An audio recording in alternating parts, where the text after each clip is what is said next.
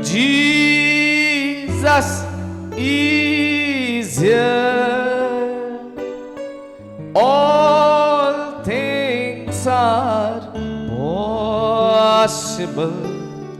Sweet Jesus is here. Hallelujah. He is here.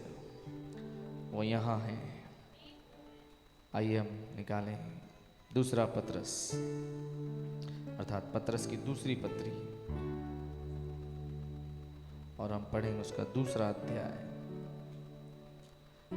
पहला अध्याय, पहली आयत से चौथी आयत तक।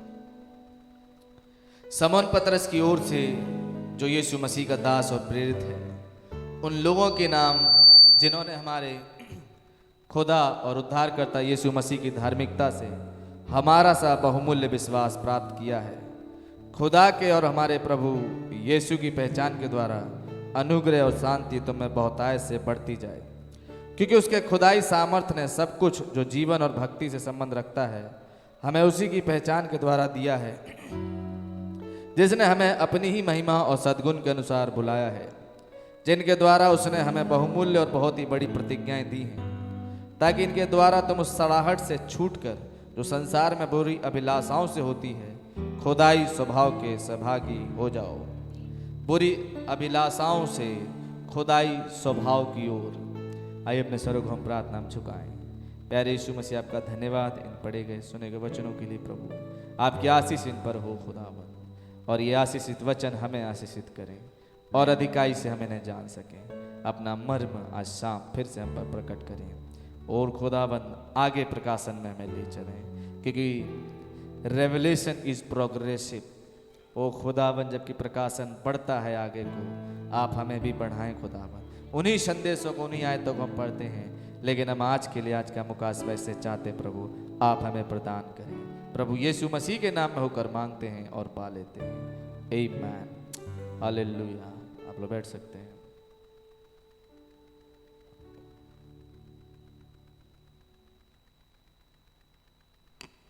प्रभु का धन्यवाद हो इस अद्भुत अनुग्रह के लिए जो खुदावंद ने हमें प्रदान किया है, और ये अवसर प्रदान किया कि हम बैठें वचन के तले, वचन की छांव में, वचन को जानने हेतु, समझने के लिए। आमीन। आइए अब मैं संदेश में सीधा सीधा आपके साथ चलता हूं। सिद्ध मनुष्य का deal doll, the stature of a perfect man, और 59वें पैराग्राफ से आपके साथ पढ़ूंगा। बड़े ध्यानपूर्वक सुने और समझें। समझने के लिए पवित्र आत्मा है, और आई थिंक मेरा कहने का मतलब समझाने के लिए, और जिनके पास पवित्र आत्मा है उन्हें कठिनाई नहीं होती इसे समझने के लिए, लेकिन जिनके पास नहीं है वो दिमाग लगाते रह जाते हैं और पल्ले कुछ नहीं पड़ता। और जब दिमाग लगाओ और पल्ले कुछ ना पड़े का मतलब है कि आत्मा है नहीं। क्योंकि पूरी मीटिंग में हो सकता है कुछ बातें समझ में ना भी आए। मैं ये नहीं कह रहा सब समझ में आएगा, लेकिन आपको भैया पूरी मीटिंग ही समझ से परे हो गई, वो भेदपूर्ण बातें, प्रकाशन की बातें हमसे दूर हो गई, मतलब समझ में घुसी ही नहीं, तो मैं कहूँगा बड़ी दयनीय स्थिति होगी आज शाम।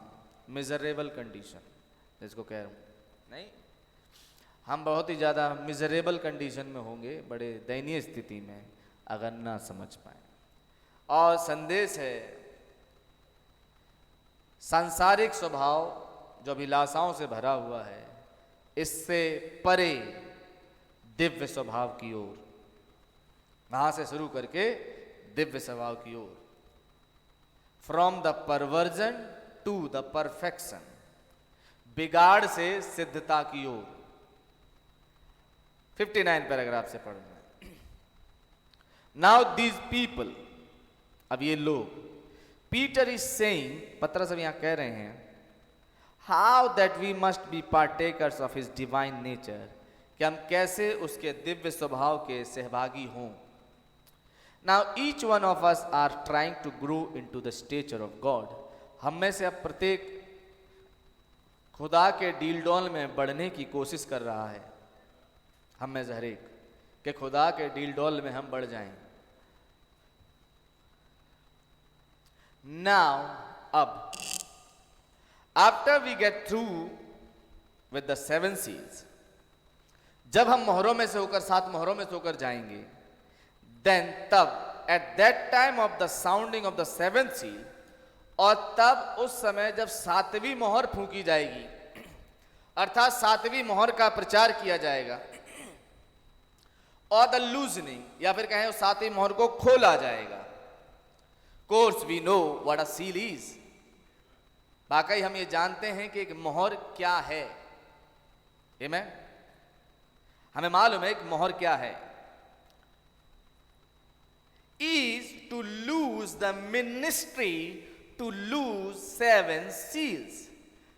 अब एक सेवकाई का प्रकट होना, एक सेवकाई का खुलना ही मोहरों का खुलना है। मतलब जब मोहरें खुलती हैं तो एक सेवकाई खुलती है। एक पैराग्राफ पढ़ूं मैं इस वाली लाइन पे नबी का, मैंने आपके बीच में पढ़ा भी है, फीस्ट ऑफ द ट्रम्पेट के मैसेज से, तुरहियों का पर्व। हिंदी में है हमारे पास, है होगा, है तुरहियों का पर्व मैसेज हिंदी में है। अब 264 पैराग्राफ पे, 264वें पैराग्राफ पे नबी यहां बोल रहे हैं कुछ। जब आप इन्हें पैराग्राफ्स को लिखते हैं तो इसका मतलब ये है कि अब आप जाकर इस पर स्टडी करें, मनन करें, मेडिटेट करें, क्या है इनके मायने। आमीन। क्योंकि मैं आपको घोल कर इन्हें नहीं समझा सकता, लेकिन इतना है कि प्रकाशन के तहत कुछ बातें हैं जो बता सकता हूं। आमीन। लुक, देखें, आई वॉन्ट टू से वन मोर थिंग। मैं एक और बात आपको बताना चाहता हूं। भाई मैडम कह रहे हैं क्लोजली नाउ, बड़े ध्यानपूर्वक सुने। अब डोंट मिस दिस, अब इससे चूके नहीं, नहीं चूकना नहीं। अब जिनके पास मोबाइल फोन्स हैं वो द टेबल खोल सकते हैं, और जब मैं पढ़वाऊं तो उसमें देख सकते हैं। और फिर भी हॉलों से बैठ के मेरी शक्ल देखते रहो तो अच्छा नहीं लगता। आप जिनके पास मोबाइल फोन्स हैं, आप उसमें इंस्टॉल कर सकते हैं द टेबल, और मेरी शक्ल ना देख के किताब में देखें पहले तो कि किताब क्या कह रही है। ये बहुत अच्छा होता है, इसको आप मार्क करते चल सकते हैं।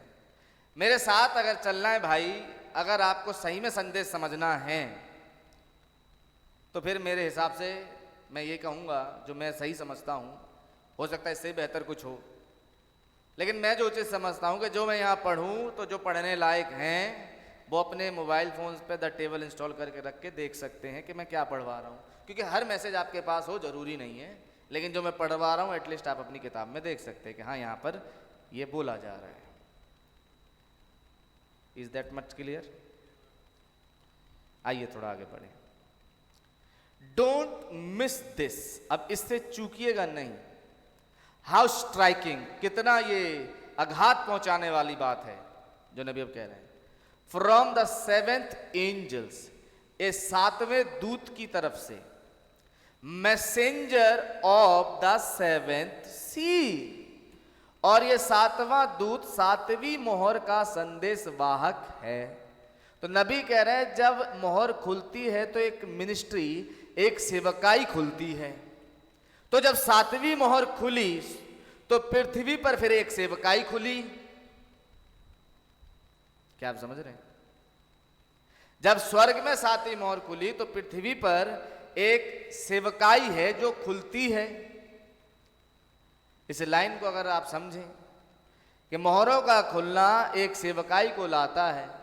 अगर 7वीं मोहर 7वें दूत को खोलती है मिनिस्ट्री के लिए, सेवकाई के लिए, तो 6ठी मोहर भी किसी को खोलती होगी, 5वीं, चौथी, तीसरी, दूसरी, पहली खोलती होंगी किसी को। भाई अब मैं सब पे नहीं जा रहा, मैं सिर्फ आपको एक अंडरस्टैंडिंग दिलाना चाहता हूँ संदेश की, कि जो नबी कह रहे हैं कि जब मोहर खुलती है तो एक सेवकाई खुलती है। आप समझ रहे हैं? अब इसकी बैकग्राउंड क्या है ये मैसेज तो नबी ने 1964 में प्रचार किया, 1964 में, और वो जो मैं पढ़ रहा हूँ वो 62 का मैसेज है, 2 साल बाद। 2 साल पहले नबी इस बात को बोल रहे हैं कि जब मोहर खुलती है तो एक सेवकाई खुलती है। आमीन। प्रभु का धन्यवाद हो इन बातों के लिए। आइए मैं वापस उस संदेश में आता हूँ। बस ये समझाने के लिए मैंने ये पैराग्राफ पढ़ा ताकि आप समझ पाएं कि मैं क्या पढ़ रहा हूँ आपके सामने।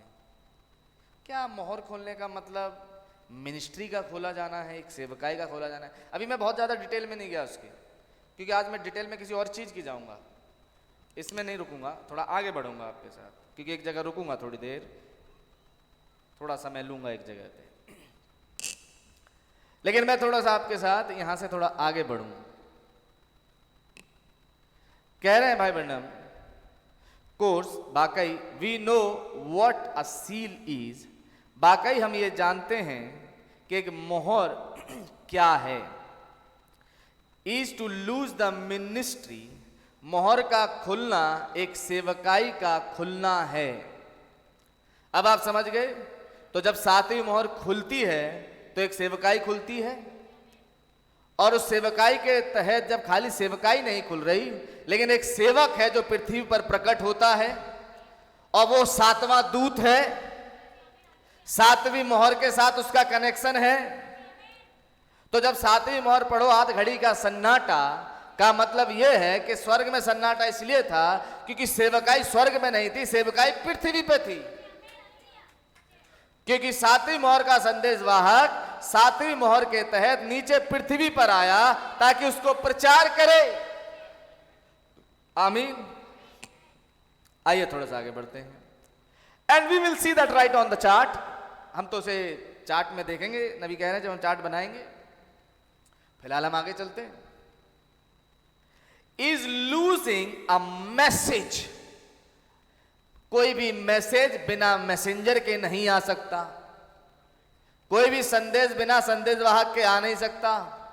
और नबी समझा रहे हैं कि मोहरों का खुलने का मतलब है एक संदेश का खुलना। अब और पतला किया इसको ताकि और समझ में आए।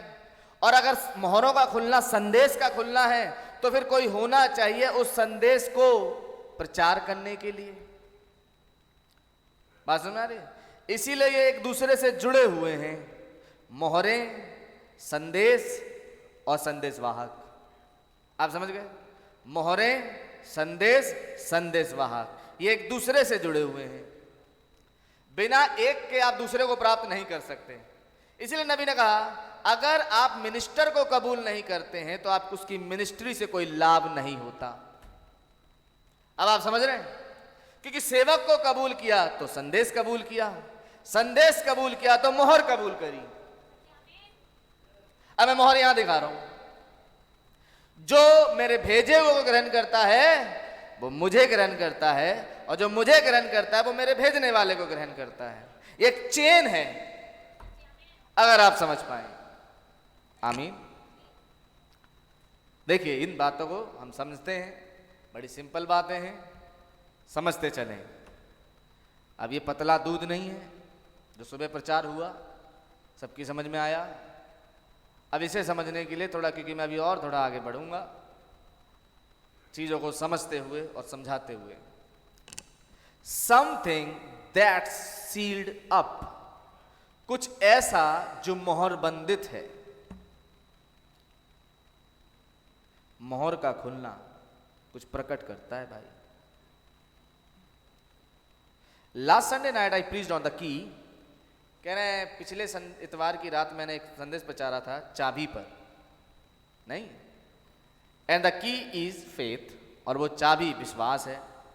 The faith holds the key, और विश्वास उस चाबी को थामे रखता है। And the key is the scripture, और वो चाबी वचन है।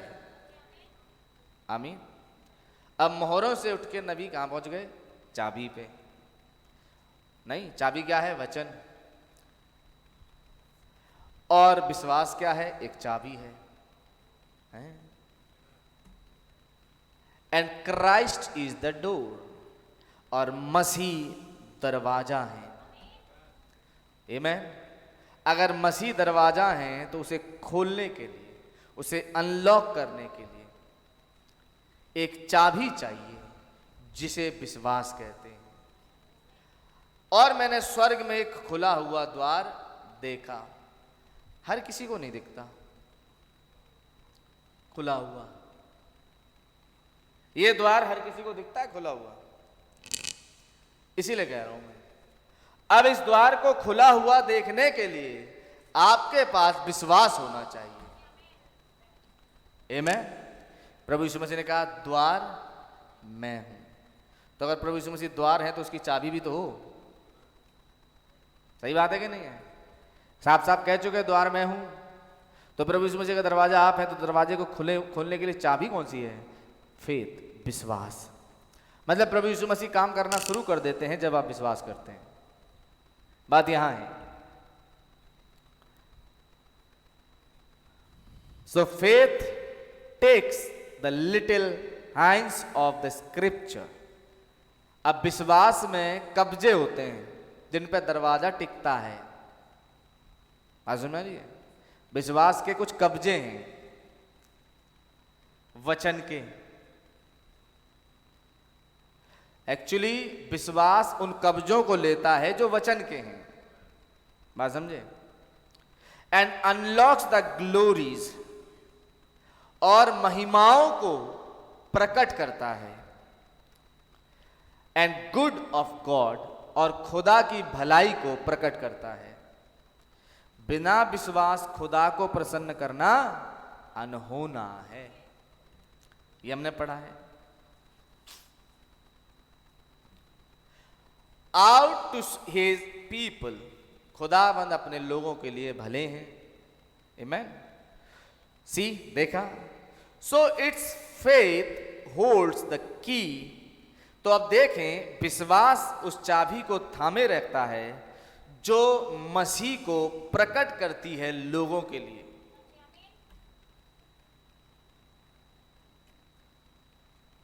सही बात है। विश्वास के पास चाबी है भाई, और उसका नाम पतरस है। जो तुम खोलो वो स्वर्ग में खुले, जो तुम बंद करो वो स्वर्ग में बंद हो। समझ में आ रही बात? चाबी। तो विश्वास के पास क्या है? चाबी।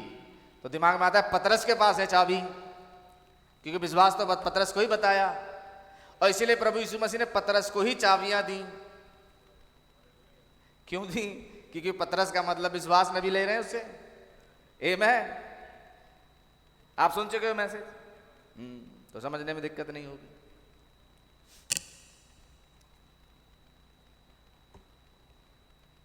अनलॉक्स इट, इसे खोलता है। रिवील्स इट, इसे प्रकट करता है।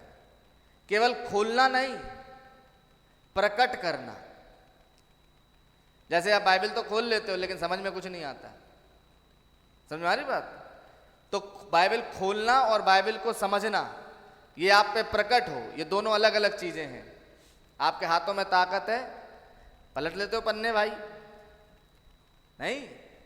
पढ़ाई लिखाई की है तो काला अक्षर पढ़ लेते हैं, लेकिन ये प्रकट तभी होता है जब वो चाबी लगती है।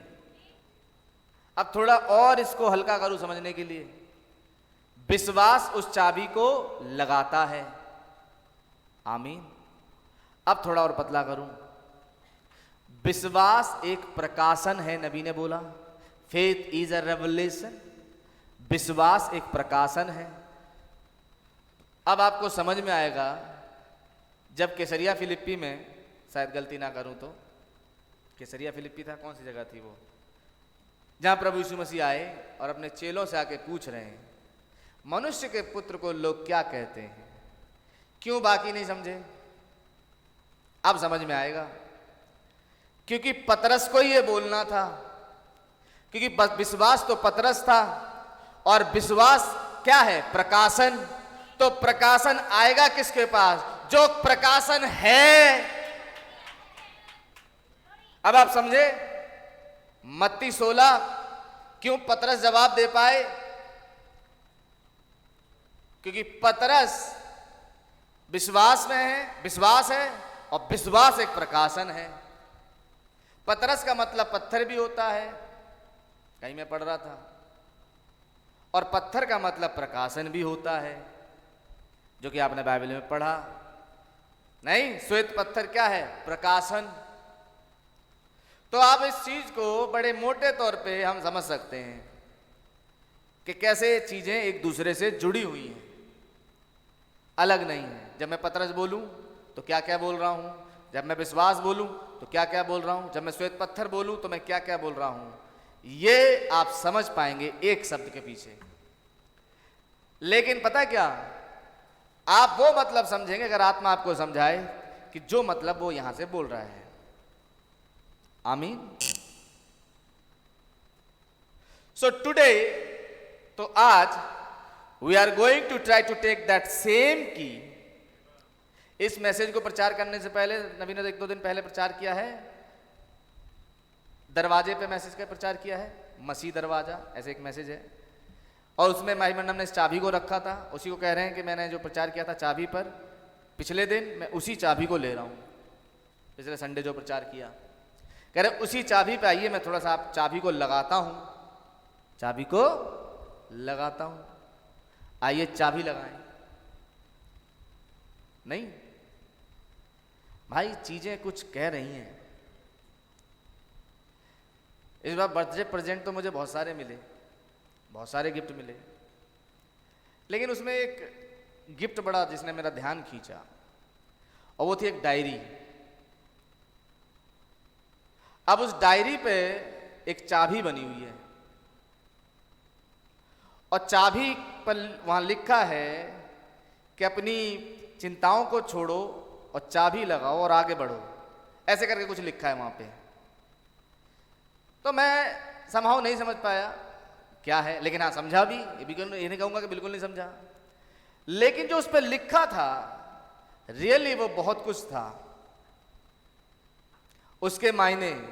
अब क्योंकि वही चाबी मुझे आगे लगानी थी आपके लिए, उस चाबी का इस्तेमाल करना था खुदा की महिमा के लिए। जैसे पतरस को सौंपी कुछ चाबियां, मुझे भी किसी ने आके वो डायरी के रूप में चाबी सौंपी एक तरह से, क्या मैं उसे लगाऊं। देखिए कई बातें ना चिन्हों में हो जाती हैं और हमें पता नहीं लगता। याद है भाई बंडम को, भाई ने, कौन भाई थे नाम भूल रहा हूं मैं, जब वो भाई प्रभु यीशु मसीह कब्र पर गया, उसने भाई ने वहां से कुछ स्टोन्स ला के दिए और उन्होंने भाई बंडम को कपलिंग बना दी उसकी, वो कुछ बना, और भाई बंडम एक मैसेज प्रचार कर रहे हैं, उन बातों को वहां पे बोल रहे हैं। तो कुछ होता है भाई चीजों में। कई बार कुछ चीजें ऐसी होती हैं, लोग कर रहे होते हैं लेकिन उन्हें नहीं मालूम कि वो क्यों कर रहे हैं, और उसका रिजल्ट कहां पर जाकर क्या होगा ये खुदा बेहतर जानते हैं। और देखिए मैं उस चाबी के बारे में जब यहां पढ़ रहा हूं, so today we are going to try to take that same key. तो आइए हम कुछ प्रयास करते हैं आज उसी चाबी का इस्तेमाल करने के लिए, टू अनलॉक द वे, ताकि हम मार्ग को खोलें, to become a virtuous Christian, ताकि हम एक गुणों से भरे हुए मसीही बन सके in the stature of God, खुदा के डील डॉल में। समझ में आ रही बात? हम पवित्र क्रिश्चियन बन सकें, एक वर्चुअस की हिंदी क्या होगी, खैर गुणों से भरा, या मैं पवित्र मसीही कैसे बनूं, तो मुझे एक चाबी दी गई है कि मैं उसे लगाऊं और अनलॉक करूं और खुदा के डील डॉल में बन जाऊं। खुदा के डील डॉल में बनने का मतलब यह होता है कि खुदा सृष्टि करता, तो अब आप भी सृष्टिकर्ता बन गए, लेकिन आप सृष्टिकर्ता बने उससे पहले एक चाबी है जो लगानी है, ताकि वो मार्ग खुले जहां आपको दिखे कि आप उस सृष्टिकर्ता, महान सृष्टिकर्ता के नीचे आप एक छोटे सृष्टिकर्ता हैं जिसे खुदाबंद ने बनाया है। लेकिन उस चीज को देखने के लिए आपके पास एक चाबी चाहिए जो लगानी है, जो भाई मैडम कह रहे हैं आइए मैं उस चाबी का इस्तेमाल करूं। याद है बहुत पहले मैंने 2 साल पहले 2-3 साल पहले एक मैसेज प्रचार किया लॉकडाउन के समय, कैसे वो चाबी पतरस के हाथों से होती हुई भाई ब्रैनम के पास तक आई और वो भाई ब्रैनम के हाथ से कहां गई? कुछ लोगों के पास याद है वो मैंने चीजों को दिखाया, मैंने क्या, पवित्र आत्मा ने हमारी मदद करी उन चीजों को देखने में। आमेन। जो अनलॉक करती है मिस्ट्रीज को, उन भेदों को। आमीन। तो आज अक्टूबर की 1 तारीख है और बड़ा अच्छा महीना है अक्टूबर का। इस महीने में बहुत सी चीजें हैं जो घटी हैं, जिनमें से गिलहरियों का बनना पहली बार, फिर उसके बाद इसी महीने की 30 तारीख को 2011 में वो पिलर ऑफ फायर आया भाई आशीष के ऊपर। बात समझ आ रही है? तो ये अक्टूबर का महीना, नवंबर का महीना, कुछ बातें हैं भाई जो यहां पर पाई जाती हैं, कुछ अलौकिक कुछ बातें। अब देखिए, मैं इन चीजों को लेकर आपके साथ इसलिए चल रहा हूं क्योंकि आप संदेश तो पढ़ते हैं, नो डाउट, लेकिन मैं फिर उस फिलिप्पुस की नाई एक सवाल पूछूंगा, क्या तू समझता है जो तू पढ़ता है? क्या तू समझता भी है जो तू पढ़ रहा है?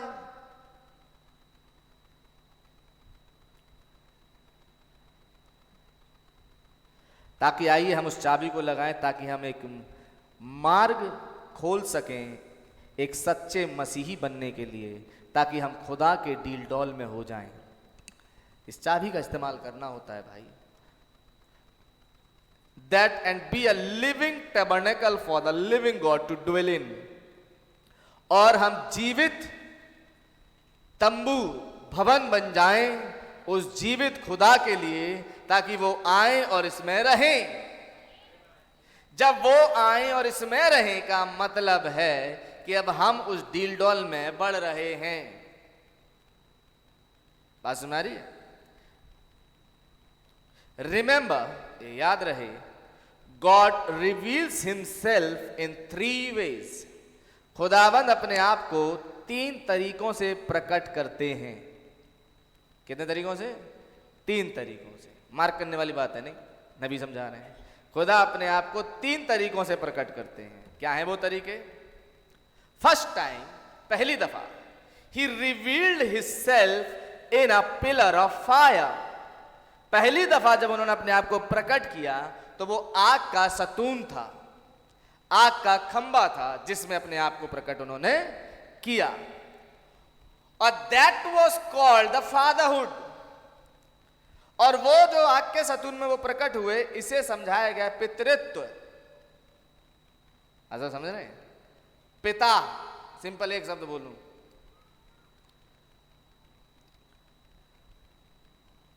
देन दैट सेम गॉड, तब वही खुदा, made manifested in Jesus Christ, तब वही खुदा अपने आप को मसीह यीशु मसीह में अपने आप को देहधारी किया। विच ही बिल्ट अ बॉडी, जो कि एक देह उन्होंने बनाई थी। मेड दिस बॉडी, उन्होंने इस देह को बनाया जिसमें आके वो रहे, और वो था पुत्रत्व। बात समझ? पुत्र की पोजीशन, और पिलर ऑफ फायर वाली पोजीशन थी, वो थी पिता की पोजीशन, और अब थी पुत्र की पोजीशन।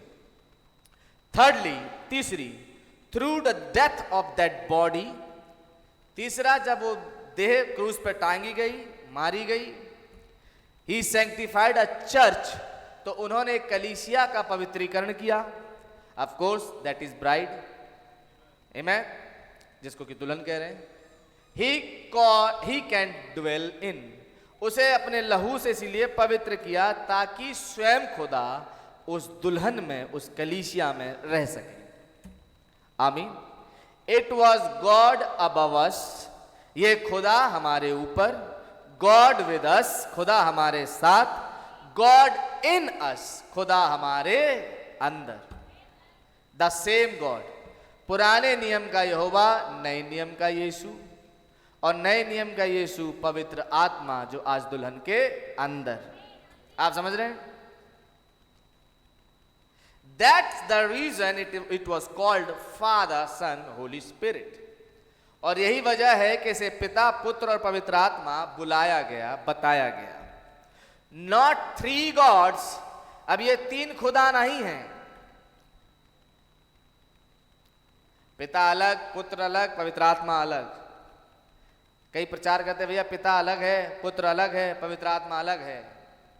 नहीं, एक ही खुदा तीन ऑफिसेज में। आप बेटा भी हैं, आप पति भी हैं, नहीं आप पिता भी हैं। आप कितने लोग हैं? आप एक ही आदमी हैं। एक जन, मैं जैसे मैं कहूं मैं पिता भी हूं, मैं पुत्र भी हूं और मैं हस्बैंड भी हूं, पति भी हूं, लेकिन मैं हूं कितने जन? एक जन, लेकिन मेरे ओहदे अलग अलग हैं। बात सुना रही है? ऐसे ही खुदा एक हैं, लेकिन वो अपने आप को पुत्र में प्रकट करते हैं, फिर पवित्र आत्मा में अपने आप को प्रकट करते हैं। इससे तीन खुदा नहीं हो जाते, या मैं तीन बन गया, मैं तो एक ही हूं। जैसे हमारा शरीर जो हम हैं, हम तीन चीजों से मिलकर बने, शरीर, आत्मा और प्राण। लेकिन ये तीनों मिलकर क्या बनाते हैं? मुझे, आपको। बनाते नहीं बनाते? तीनों अलग नहीं है, तीनों मिलके मैं हूं।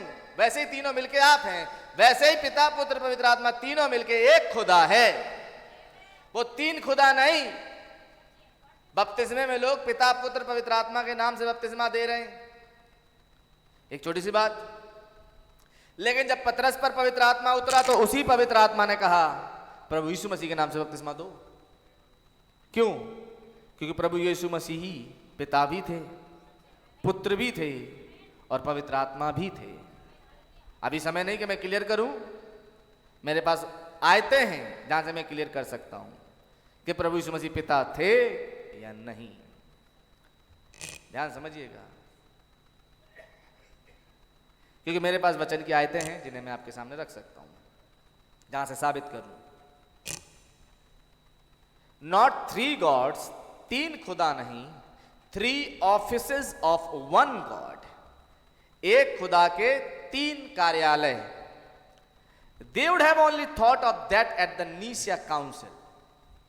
उन्होंने तो इसके बारे में केवल नीसिया काउंसिल में इसको बनाया, एक तरह से पिता, पुत्र, पवित्र आत्मा तीन कर दिए। ये हुआ नाइसिन काउंसिल में, नीसिया सभा में। नीसिया सभा कब हुई? 325 एडी, 325 एडी। कभी देखेंगे, मौका लगेगा। और जिनके पास कलीसिया कालों की किताब है वो पढ़ लें पेरगमुन का युग। गलती ना करो तो पेरगमुन के कलीसिया काल में नबी ने इस बात को बताया है वहां पे, Nicea council. We wouldn't have been all messed up. अब हम सबको मिला जुला के खिचड़ी ना बना दें। बात सुन रही है? इसे अब समझने की कोशिश करें। वुड वी, क्या हम ऐसा कर सकते हैं? That's right, not three gods, तीन खुदा नहीं। याद रखें, the people couldn't understand how Jesus talk to the father. अब यह सवाल भी किसी ने भाई बहन से पूछा, अगर पिता अलग नहीं है, पुत्र अलग नहीं है, तो फिर प्रभु यीशु मसीह प्रार्थना किससे करते थे? आप कह रहे हो पिता, पुत्र, पवित्र आत्मा सब एक है, तो ये बताएं फिर प्रभु यीशु मसीह प्रार्थना किससे करने जाते थे? नबी से, भाई बहन से ये सवाल किसी ने पूछा, और यहां भी नबी इस बात को बोल रहे हैं। भाई बहन, किसी ने पढ़ा इस वाले प्रश्न को? भाई बहन से पूछा? चलिए, पूछा किसी ने, भाई बहन उसका जवाब देते हैं। The people couldn't understand how Jesus talk to the father. अब लोग नहीं समझ पाते कि कैसे यीशु पिता से बात करते थे। And he and the father are one, और जबकि पिता और वो एक थे, फिर वो बात किससे करते थे? ये भी एक गले की हड्डी है संस्थाओं में। पता है क्या है? संस्थाएं कहने का मतलब बेबीलोन है, और बेबीलोन का मतलब कंफ्यूजन। जितनी कंफ्यूजन है वही है, क्योंकि वो वचन के साथ सहमत नहीं है। और अगर आज शाम एक झुंड है जो इस वचन के साथ सहमत है, तो वो समझेगा कि ये बात है क्या, ये कह क्या रहा है। आमीन। वेल, ठीक है, there the whole thing is. अब यहीं पर है सब बात, पूरी बात जो पड़ी है। So just unfolds it. वाकई इसको प्रकट करता है। सर्टेनली, वाकई। It is not 3 gods. अब ये 3 खुदा नहीं हैं, 3 ऑफिसेज हैं, 3 कार्यालय हैं।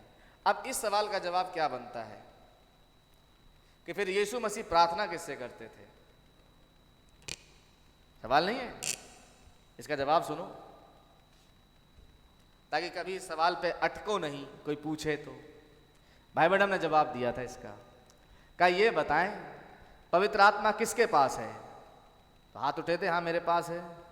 तो भाई मैडम ने कहा जब आपके पास पवित्र आत्मा है ही तो आप प्रार्थना किससे करते हैं? तब चुप हो गए, क्योंकि पवित्र आत्मा पाने के बाद आपको प्रार्थना करने की क्या जरूरत है? समझ में आ रही बात? ऐसे ही जब यीशु मसीह में पवित्र आत्मा उतरा, वो खुदा का यर्दन पे, तो जब आप प्रार्थना करते हैं उसी से जो अंदर बैठा है। बात समझ में आ रही है? ऐसे ही प्रभु यीशु मसीह उसी से प्रार्थना कर रहे हैं जो अंदर बैठा है। ये एक कॉन्फ्रेंस है, ये एक बातचीत है। बात समझ में आ रही है? ये समझें, नहीं तो परेशानी में पड़ेंगे कि ये कैसे हो सकता है। अरे भाई, जब वही पवित्र आत्मा हमारे पास है तो हम क्यों प्रार्थना करते हैं? सेम चीज प्रभु यीशु मसीह के साथ थी। इतना समझ में आ रहा है? चलो किसी दिन डिटेल में देखेंगे बाद में। आइए मैं थोड़ा आगे बढ़ता हूं। What is it? अब ये क्या है? नबी क्या है? God condescending to his creation. खुदा अपने आप को अपनी सृष्टि पर जाहिर कर रहे हैं। God wants to be worshipped. खुदावंद की उपासना की जाए। खुदा ये चाहते हैं कि हम उनकी तारीफ करें, स्तुति करें, प्रशंसा करें। द वर्ड गॉड मीन्स, वो शब्द जिसे हम खुदा कहते हैं, उसका मतलब होता है ऑब्जेक्ट ऑफ वर्शिप, इबादत का पात्र। मतलब समझ रहे हैं? वो पात्र जिसकी हम उपासना करें, इसका मतलब उसे कहते हैं God. An object of worship, इबादत का पात्र। समझ गए? And it's God trying to condition his people.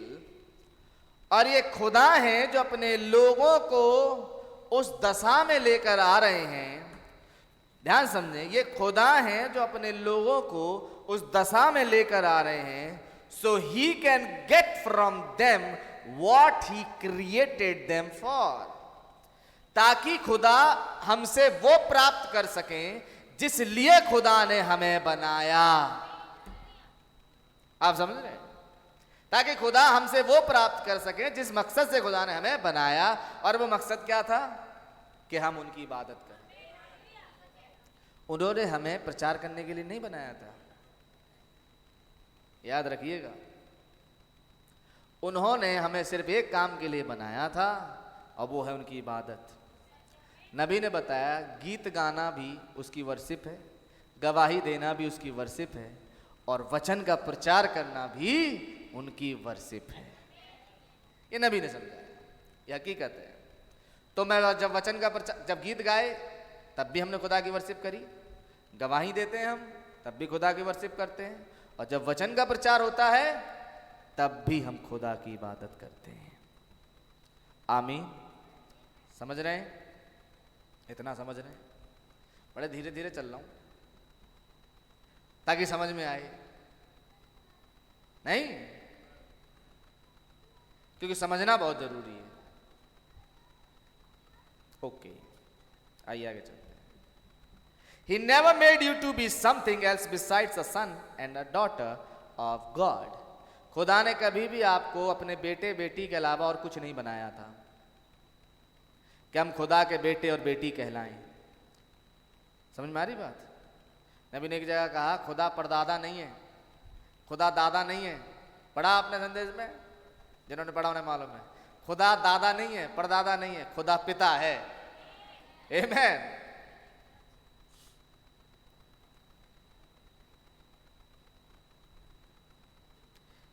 If you have missed that, अगर आप इससे चूक गए। अब आ रहा हूं मैं धीरे धीरे एक लाइन पे जहां मैं थोड़ी देर बोलूंगा। If you have missed it, अगर आप इससे चूक गए, और being a son and daughter of God, खुदा के बेटे बेटी बनने से अगर आप चूक गए, पहली तो चीज यही है जो नबी ने बताई कि हम बेटे बेटी बनते नहीं, हम तो पैदा होते हैं भाई। बात समझ आ रही है? एक मैसेज पढ़ रहा था, नबी कह रहे हैं उसमें, कोई कहता भैया मैं 10 साल पहले बचा, मैं 50 साल पहले बचा, मैं 20 साल पहले बचा। भाई मैडम कह रहे हैं आप 10 साल पहले नहीं बचे, आप 2000 साल पहले बचे। 10 साल पहले तो आपको पता लगा कि आप बचे। समझ में आ रही बात? तो हमें पता लगता है कि हम बेटे बेटी हैं उसके, लेकिन अगर थे तो पैदाइशी हैं, और नहीं थे तो फिर लेपालक, वो गोद लेने वाला सिस्टम नहीं है खुदा का। अच्छा, लेपालक का मतलब वो वाला नहीं जो दुनिया में समझा जाता है। लेपालक का मतलब जो बाइबल समझाती है, संदेश समझाता है, वो ये है कि हम खुदा के ही बेटे बेटी थे, लेकिन जब समय आया उन्होंने हमारी ताजपोशी की, कार्य अधिकार दिया, प्रॉपर्टी दी। आमीन, hallelujah.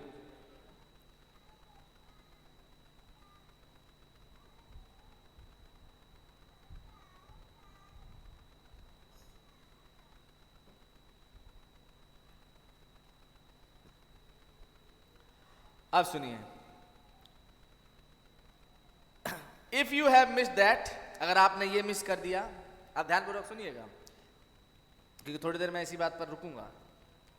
If you have miss that, अगर आप इससे चूक गए, और being a son and daughter of God, खुदा के बेटे बेटी बनने से अगर आप चूक गए, ध्यानपूर्वक सुने, you have missed the mark, तो आप चिन्ह से चूक गए। अब अगली लाइन सुनिए, एंड मिस, और चूकने का मतलब, द वर्ड सिन मीन्स, अब पाप का मतलब जानते क्या होता है? अब नबी समझा रहे हैं, कह रहे पाप का मतलब है टू मिस द मार्क, चिन्ह से चूक जाना, यह है पाप। अभी आ रहा हूं, मैं समझा रहा हूं क्या है ये बात। चिन्ह से चूक जाना ही क्या है? नहीं, सबके समझ में आई नहीं, एक दो को ही आई। चिन्ह से चूक जाना मतलब, वैसे मजा नहीं आ रहा, ऐसा लग रहा है नींद की खुमारी में बैठे हैं यहाँ लोग। 7, 7:30, 8 बजने का टाइम देख रहे हैं घड़ी में, लग रहा है कि कब बजेंगे। ध्यान यहाँ संदेश पे है नहीं। देखो भैया, अगर यहाँ बैठे हो तो फिर सुर में सुर मिलाओ, एक कहावत है ना, स्वर में स्वर मिलाओ फिर, और समझ के मिलाओ। पाप का मतलब क्या है? चिन्ह से चूक जाना, मिस द मार्क, चिन्ह से चूक जाना। तो फिर ये चिन्ह है क्या जिसके बारे में नबी यहां कह रहे हैं, जिससे अगर कोई चूक जाता है तो वो पापी ही रहेगा, चाहे कुछ भी कर ले। अभी सरल करता हूं आपके लिए, निकालो मेरे साथ यजकेल 9 अध्याय, बल्कि पहले यजकेल 9 निकालें। एक मिनट, मैं अध्याय में थोड़ा कंफ्यूज हूं, लेकिन मैं खुद भी निकाल लेता हूं आपके साथ। यजकेल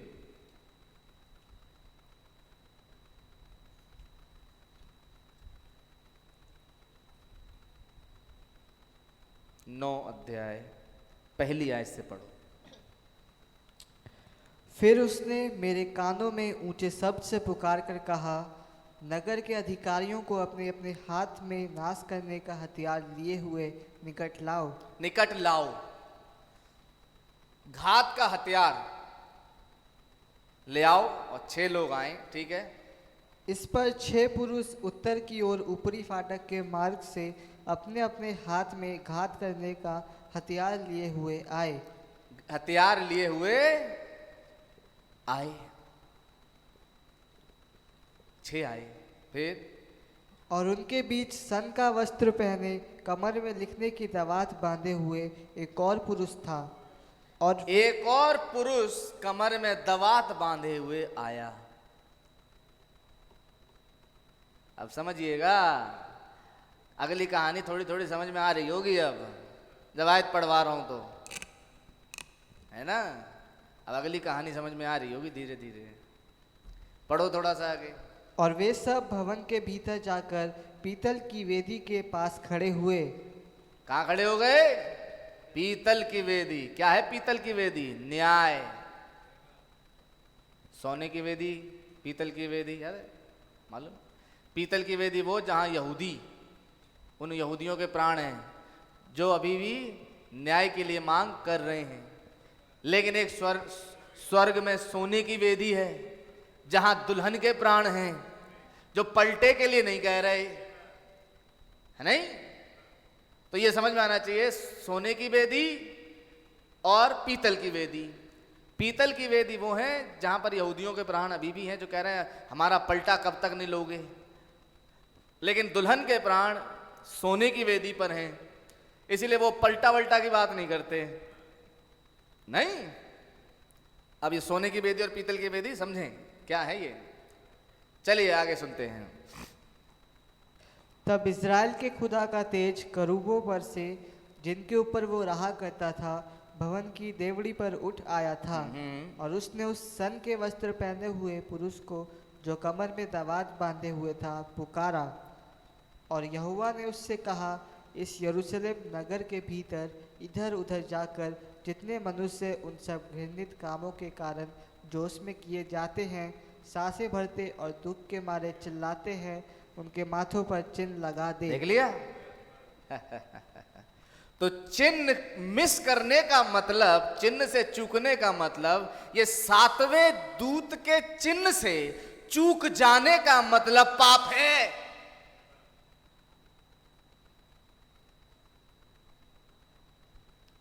समझ में आ रही बात? मैं खुदा से मांग रहा था, खुदाबंद इस की को समझाएं।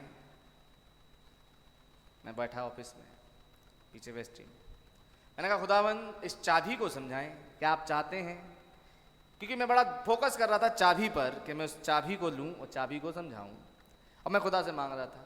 तब एक थॉट आया, क्यों उस चीज पर समय बर्बाद कर रहे हो जो तुम्हें समझ में नहीं आ रही? आगे बढ़ो।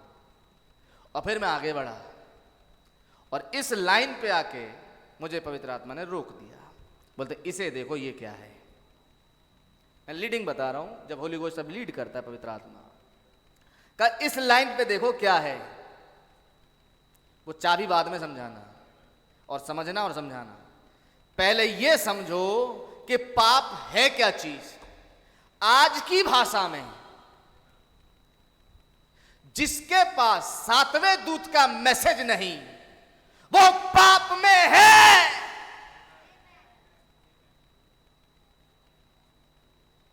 चाहे 10 दफा बपतिस्मा ले लिया हो, जिसके पास वो 7वां दूत नहीं, जिसके हाथ में वो दवात है और वो चिन्ह कर रहा है, और उसके चिन्ह के नीचे जो हैं वो बचते हैं। और यहां एक बड़ी प्यारी तस्वीर है, एक रैप्चर की और एक कष्टकाल की। तो रैप्चर में वे चले जाते हैं जिनके पास चिन्ह है। आमीन। अब आप जब कभी सोचो पाप के बारे में और पापी के बारे में, तो याद रखना एक चीज सोचना, ये वे हैं जिनके पास 7वें दूत का संदेश नहीं।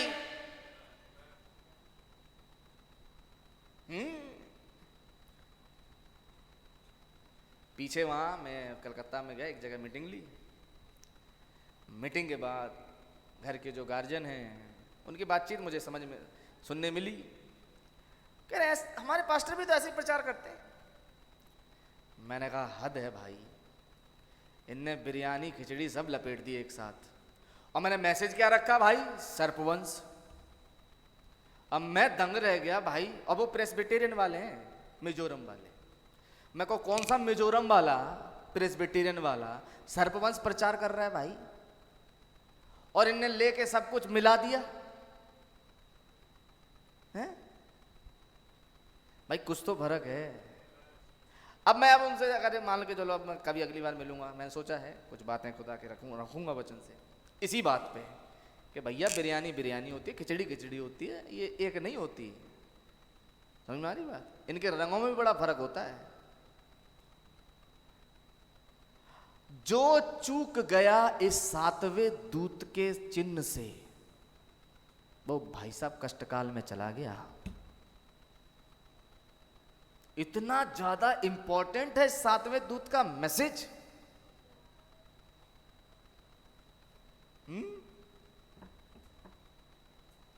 इतना ज्यादा इंपॉर्टेंट है। हाँ भैया है। और उससे भी ज्यादा इंपॉर्टेंट एक बात जानने की है कि ये चिन्ह करता किन पे है। ये हर किसी पे चिन्ह नहीं करने का। पढ़ो इस लाइन को, 4 आयत से। और यहोवा ने उससे कहा, इस यरूशलेम नगर के भीतर इधर उधर जाकर जितने मनुष्य उन सब घृणित कामों के कारण। 1 मिनट पहले नगर में जाओ और उन लोगों को ढूंढो जो इस नगर के कामों से उकता गए हैं, जो इन बुराइयों से परेशान हैं, जो इन बुराइयों से निजात चाहते हैं, जो कराहते हैं गुनाह को देख के। भाई साहब सच में खबरें पढ़ो, दिमाग हिल जाएगा। इतने कुकर्म, इतनी बुराइयां इस पृथ्वी पर हो रही हैं आए दिन, रोज रोज रोज रोज, कोई दिन बाकी नहीं है। सच में कोई ऐसा क्राइम नहीं जो रोज नहीं होता। हर क्राइम रोज होता है। और कुछ लोग हैं जो करहा रहे हैं इन बुराइयों को देख के। इसको हिदायत है, इस दूत को याद रखना। इस 7वें दूत को एक हिदायत है कि उन्हीं पे मार्क करना जो इनके साथ खुश नहीं है। मतलब जब तक मिस्र में उन इजरायलियों ने चिल्लाना और रोना शुरू नहीं किया, खुदा ने छुड़ाने वाला नहीं भेजा। आमीन। तब जब उन्होंने रोना चिल्लाना शुरू किया, नहीं, खुदावन ने एक छुड़ाने वाला भेजा। क्या था उसके हाथ में? एक लाठी और यहोवा यूं कहता है वाला वचन। आमीन। और इसी के साथ वो गया मिस्र में, एक देश में से एक देश को निकालने के लिए। और ये काफी था, और कुछ नहीं चाहिए। That is enough and more than enough कि कोई खुदा के वचन के साथ आगे बढ़े। आमीन। हर बार यही हुआ। मैं थोड़ा एक संदेश से पढ़ता हूं आपके लिए। Question and answers, 3 January 1954, 3 January 1954 question and answers. Morning का है, सुबह का। आइए थोड़ा और भी कुछ देखें। प्रकाशित वाक्य 7 अध्याय निकालें, पहली आयत से पढ़ें।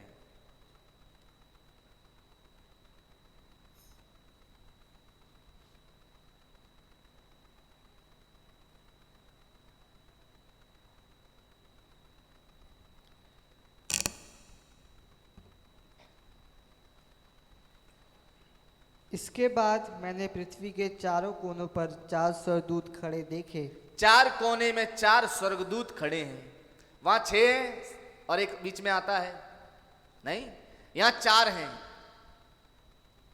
ठीक, और चारों कोने पे खड़े हैं। अच्छा, फिर वे पृथ्वी की चारों हवाओं को थामे हुए थे। क्या थी ये हवाएं? युद्ध की हवाएं। आपने जिन्होंने अगर संदेश में पढ़ा, मैं संदेश पढ़ूंगा। फिर ताकि पृथ्वी या समुद्र या किसी पेड़ पर हवा ना चले। हाँ। फिर मैंने एक और स्वर्गदूत को जीवते खुदा की मोहर लिए हुए पूरब से ऊपर की ओर आते देखा। हाँ, एक और, वहां भी आया एक और, यहां भी आया एक और। ये जो एक और दूत आता है, जो आते हैं उनके अलावा, ये बड़ा खास होता है।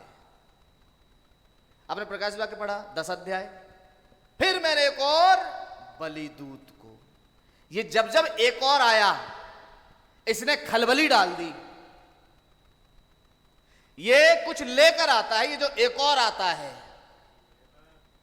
बाकी सबसे हटके होता है।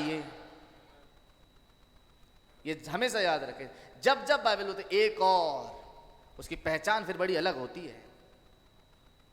आमीन। आइए सुने आगे थोड़ा। फिर मैंने एक और स्वर्गदूत को जीवते खुदा की मोहर लिए हुए पूरब से ऊपर की ओर आते देखा। फिर मैंने एक और स्वर्गदूत को बादल उड़े हुए स्वर्ग से उतरते देखा। ये क्यों बोल गए भैया? ये क्यों बोल गए भैया? इस आयत को क्यों मिला दिया भैया? क्यों मिला दिया भैया? सातवीं मोहर किस किसने पढ़ी? पढ़ी? भाई बंडम सातवीं मोहर पे प्रचार नहीं कर रहे, वो 7वें अध्याय पे प्रचार कर रहे हैं। क्यों? अब समझ में आएगा कि क्यों भाई बंडम 7वीं मोहर में 8 अध्याय प्रचार ना करके 7 अध्याय प्रचार कर रहे हैं, जो कि 6ठी मोहर 7वीं मोहर के बीच में पड़ा है। और वो सीलिंग समझा रहे हैं उन यहूदियों की। क्यों? मैं एक पैराग्राफ पढ़ता हूं 7वीं मोहर से, 126वां पैराग्राफ है 7वीं मोहर का, मार्क कर लेना 126। अब नबी भाई बर्नम यहां पर 7वें अध्याय को प्रकाशित वाक्य के ले रहे हैं, जहां पर उन 12 गोत्रों पर मोहर की जा रही है, जिसको हम पढ़ रहे हैं प्रकाशित वाक्य 7 में, और इसको लेकर समझा रहे हैं। नाउ अब that's when the juice will be converted. अब ये उस समय है जब यहूदी परिवर्तित होंगे मसीह की ओर। इतना समझ में आ रहा है? नाउ अब क्या कह रहे हैं? Now like the church age, जैसे कलीसियाई काल परिवर्तित हुए मसीह की ओर, under the power of the anointed promise, अभिषिक्त वायदे की सामर्थ्य के तहत जैसे कलीसिया परिवर्तित होती है मसीह की ओर, वैसे ही यहूदी यहां पर परिवर्तित होते हैं इस समय में मसीह की ओर।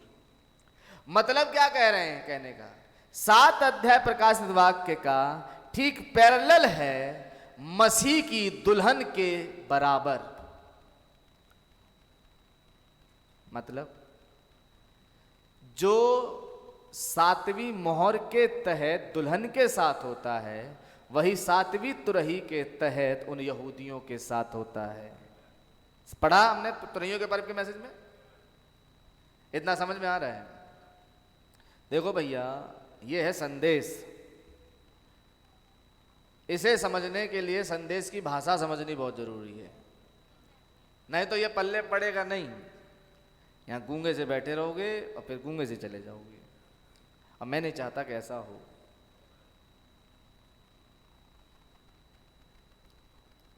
दे विल रिसीव क्राइस्ट, वो मसीह को तब कबूल करते हैं, but now not while the Gentiles are in, अभी नहीं जबकि अन्य जाति अंदर हैं।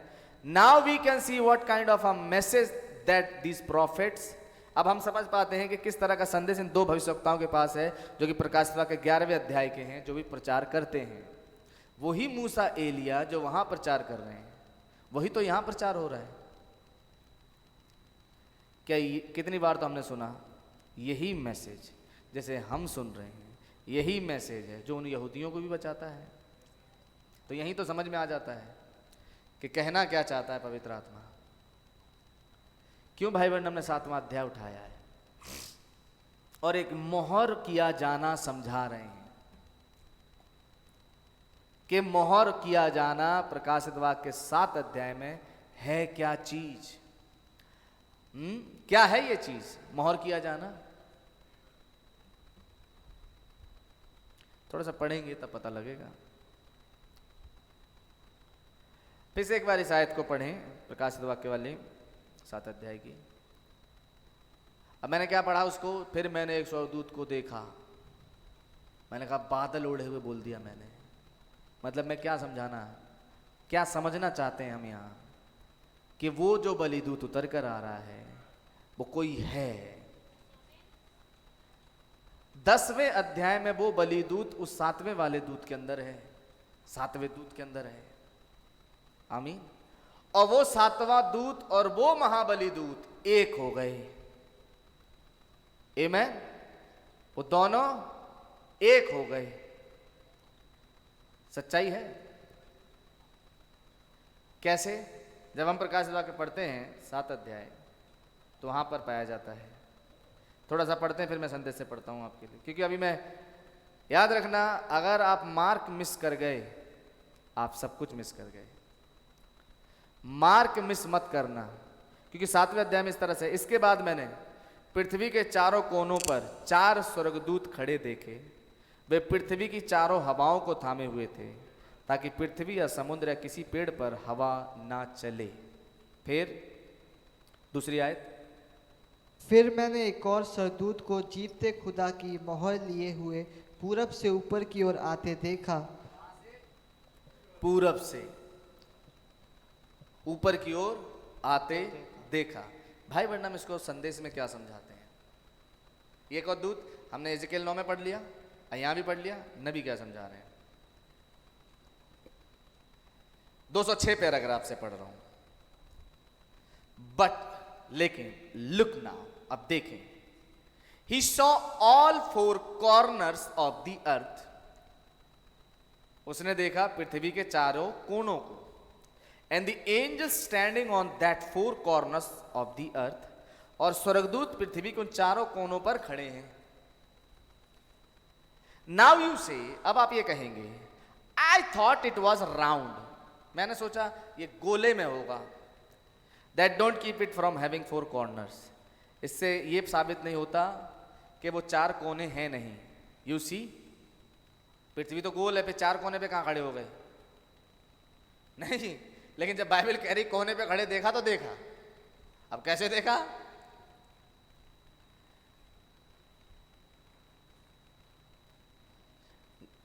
नाउ अब on 4 corners of the earth, अब चारों पृथ्वी के जो कोने हैं, होल्डिंग द 4 विंड्स, वो चारों हवाओं को थामे हुए हैं। पूरब पश्चिम उत्तर दक्षिण, सारी हवाओं को। इन अदर वर्ड्स, दूसरे शब्दों में, हियर वेंट द विंड्स, यहां मान लो हवा चली, blowing in the Wars and stripe that come all over the world. उस युद्ध में और तमाम वो जो भिड़ंत हुई लड़ाई में, पहला विश्व युद्ध, दूसरा विश्व युद्ध, पूरी दुनिया में। When did that ever happen? ये कब हुआ? कभी? Never until the first world war. ये 4 कोने पे दूत कब खड़े हुए? कह रहे हैं इससे पहले नहीं, जब तक पहला विश्व युद्ध नहीं हुआ तब तक वो कोने पे दूत खड़े नहीं हुए। तो इसका मतलब ये है कि प्रकाशित वाक्य 7 अध्याय उस समय घट रहा है जब पहला विश्व युद्ध चल रहा है, यानी कि 1914 से 1918। पहला विश्व युद्ध का ड्यूरेशन तो वही है, 1914 से 1918।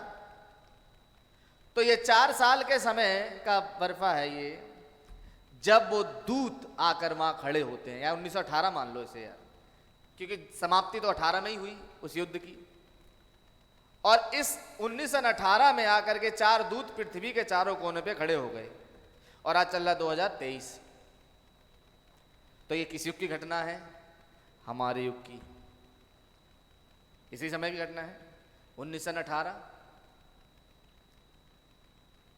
होल्डिंग द विंड्स, हवाओं को थामे हुए, and they were striving going in to take over, और वे उसे थामे हुए हैं इसलिए क्योंकि वो उसे टेक ओवर, उसे अपने काबू में लेना चाह रहे थे, इसलिए। एंड नाउ, और अब, हियर कम अनदर वन, अब यहां एक और आता है। समझ में आ रही बात? अब यहां एक और आता है। Now if you will watch and refer that angel, अब अगर आप ध्यान दें और इस दूत को देखें, नबी समझा रहे हैं, he is the same angel that come out in Ezekiel 9। ये वही दूत है जो हिजकियेल 9 में आया दवात लिए हुए, तब ये 7वां था, यहां ये 5वां दिख रहा है? यहां लग रहा है 5वें नंबर पे है और वहां वो 7वें नंबर पे है। एनीवे, नबी कह रहे हैं ये दोनों दूत एक ही है, और ये हकीकत है, क्योंकि दोनों के काम से पता लग रहा है। लग रहा है नहीं लग रहा है? अब ये दूत आकर कर क्या रहा है? मोहर लगा रहा है। इसके पास एक मोहर है, और मैं मोहर के बारे में आपके बीच में पहले ही पढ़ चुका। 7वां दूत 7वीं मोहर का संदेशवाहक है। तो इस 7वें के पास कोई एक मैसेज है मोहर बंदित करने का। आज इस युग में क्या आपकी मुलाकात हुई? क्या आपकी मुलाकात हुई इससे? इस 7वें वाले से,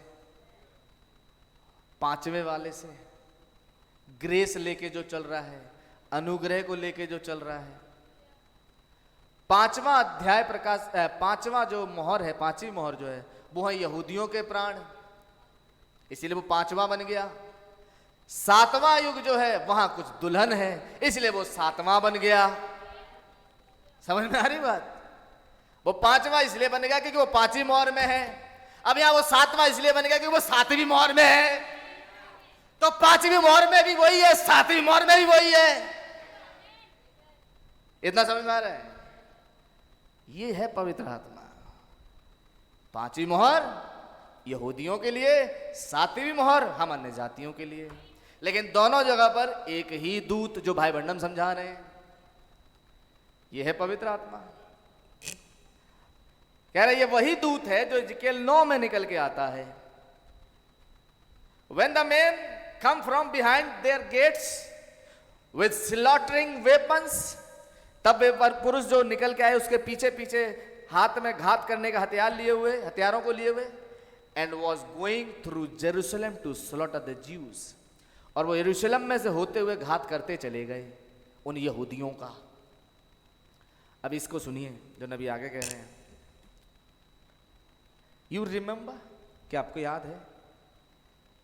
ही सेड, उसने कहा, होल्ड इट, स्टॉप इट, थामो इसे, रोको इसे, till you go through the city, जब तक कि पूरे नगर में से ना घूमे आओ,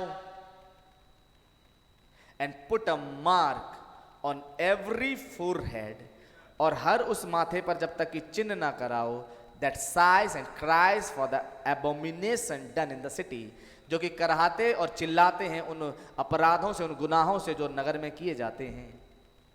तुम नगर में घूम आओ, और इस नगर में एक नगर है, वो नगर जेरूशलेम है, उसका आकार पिरामिड का है। कह ले जो जो पिरामिड में आ जाएं उन पे मार्क करके चले आओ, और जो पिरामिड से बाहर रह जाएं उन्हें सबको मारो। ना समझ में आई? संदेश भैया अभी वो नहीं जो इतने हफ्तों से सुन रहे हो। हालांकि हाँ उसमें संदेश है, लेकिन संदेश यहां है, कह रहा एक ही नगर में 2 तरह के लोग। एक तो नगर पिरामिड, कहते हैं ना पिरामिड का शेप तो अलग है जिसको मार्क किया गया, लेकिन उसके अलावा जो है इन सबको घात करो। ये कहां चला गया? 6ठी मोहर में। 6 दूत 6ठी मोहर, 7वां दूत 7वीं मोहर। 6ठी मोहर क्या है? कष्टकाल। समझ में आ रहा है बात? 6 दूत क्या बता रहे हैं, 7वां दूत क्या बता रहे हैं, वो 4 दूत क्या बता रहे हैं, 5वां दूत क्या बता रहे हैं? समझिए भैया, नहीं समझोगे तो फिर भैया प्रॉब्लम है। हाँ, काश खुदा रहम करें कि समझ पाए। Then after he did that, तब जब उसने ऐसा किया, then he let them go in and slaughter, तब उसने आज्ञा दी जाओ और इन्हें मारो। आमीन। जब उस सातवें ने काम कर दिया, उसके बाद that was the persecution under Titus. जब टाइटस, रोमी जनरल टाइटस आया जेरूशलेम में और उसने घात किया सबको, कह रहे ये थे वो घात करने वाले, लेकिन उससे पहले एक सीलिंग एंजल उनके बीच में से होके चला गया। वो सीलिंग एंजल एक देह में पहले तो आया और उस देह में 7 मोहरों को खोला। मतलब क्या था? इससे पहले कि 6 दूत आते घात करते, मोहरें खोली गईं और उन मोहरों के नीचे कुछ लोगों के ऊपर चिन्ह किया गया। बात समझ में आ रही है? उन मोहरों के अंदर कुछ लोगों पर चिन्ह किया गया कि पहले ये बचें, अभी तुम चारों तरफ नगर को घेरे रखो। रोमी जनरल टाइटस ने क्या किया? 3 साढ़े 3 साल नगर पे घेराबंदी कर दी, जैसा इतिहास का जोसेफस बताता है। नहीं, और यीशु मसीह ने कहा था जब तुम जेरूशलेम को घिरे हुए देखो तो भाग जाना।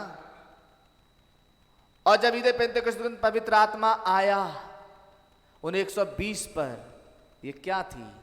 छाप। क्या था? चिन्ह इन पे हो गया, ब्रांडिंग इनकी हो गई। अब आगे निकलो। बात सुना रही है आपके?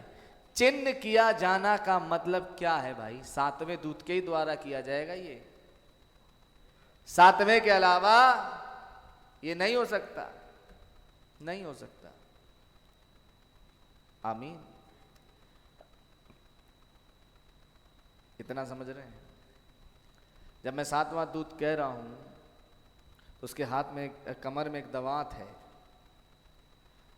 और उस दवात को लेकर वो चल रहा है। का मतलब यह है कि उसके पास एक अथॉरिटी है, एक सामर्थ्य है, एक संदेश है जिसे वो प्रचार कर रहा है उस नगर में। और जब वो प्रचार कर रहा है तो कुछ लोग उस संदेश को कबूल कर रहे हैं। ऐसा नहीं आ भाई माथे पे लगा दूं, आ भाई माथे पे लगा दूं, नहीं नहीं नहीं, नहीं। वो एक मैसेज प्रचार कर रहा है और कुछ लोग हैं जो संदेश को कबूल कर रहे हैं। पहली बार जब पतरस उठ के बोले तो 3000 खड़े हुए कबूल करने के लिए उस मोहर को, उस चिन्ह को। हुआ नहीं हुआ? फिर उसके बाद और हुए। ये क्या हो रहा था? चिन्हित किया जाना, मार्क किया जाना। आप समझ रहे हैं भैया? जो कोई 7वें दूत को बाईपास करेगा वो पाप में मरेगा। इसीलिए मूर्ख कुंवारी रैप्चर में नहीं जा पाती है। अब उस एक्स्ट्रा ऑयल को मैं क्या लूं? वो मार्क। गलती नहीं होगी लेना, इसका मतलब वो चिन्ह है जो फर्क दिखाता है मूर्खों में और समझदारों में। आमीन। अब देखिए आगे क्या कह रहे हैं नबी भाई बन्नम। कह रहे ये समय था जब टाइटस, रोमी जनरल टाइटस आया और उसने उन यहूदियों को कत्लेआम किया और बंधुआई में लेके चला गया। पढ़ा है हमने इतिहास में, फीस्ट ऑफ द ट्रम्पेट के मैसेज में हमने इसको चीजों को देखा था, तुरैयों के पर्व वाले में। नाउ यू सी, अब आप देखें, he is the same angel, ये वही दूत है, कम फोर्थ अगेन, फिर से आगे आ रहा है, कमिंग फ्रॉम द ईस्ट। कहां से आ रहा है? पूरब से। ये बहुत बड़ा कैच है भाई। अब ये दूत पश्चिम से नहीं आ रहा, अब ये दूत पूरब से आ रहा है और ये and he had the seal of the living God, और उसके पास जीवित खुदा की मोहर है। आमीन। अब ये मोहर बंदित करने की नहीं आ रहा है, पूरब से किन्हें जा रहा है मोहर बंदित करने? उन यहूदियों को। देखिए भैया, संदेश पश्चिम में आया, पश्चिम से पूरब में आया, अब ये पूरब से कहां जाएगा? पश्चिम में। अब ये जाएगा उन यहूदियों में। तो पूरब से कहने का मतलब हमारे देश से भी है। फिर इसका मतलब अब ये दूत उठ रहा है। भैया समझें, पर्याप्त आत्मिक हूं। अब दूत जो है यहां पर मोहर का काम कर चुका, पश्चिम से मोहर करना शुरू किया, पूरब तक आ गया। अब यहां पर उसने मोहर क्या लिखा देखिए, कम fourth again coming from the east, पूरब से। देखिए पूरब से उठता हुआ आ रहा है, उड़ता हुआ आ रहा है, पूरब दिशा से, ऊपर से नहीं आ रहा नीचे। जब प्रकाश वाक्य 10 अध्याय पढ़ो तो क्या लिखा है, पढ़ो जरा पहली आयत। कुछ कैच है जो भैया पर्याप्त आत्मिक हैं उन्हीं के बल्ले पड़ेगा। बाकी भैया बस घड़ी देखो समय कब होता है, मैं कब खत्म करूं। पढ़ो। फिर मैंने एक और शक्तिशाली स्वर्गदूत को बादल ओढ़े हुए स्वर्ग से उतरते देखा। कहां से उतरा? स्वर्ग से। लेकिन ये कहां से आ रहा है? पूरब से। इसका मतलब स्वर्ग से उतरने वाली घटना तो एरिजोना थी। आमीन। तो इसका मतलब 1963 वो समय था जब वो स्वर्ग से उतर के आया, और अब वो समय है जब वो ईस्ट से उन यहूदियों के बीच में जा रहा है।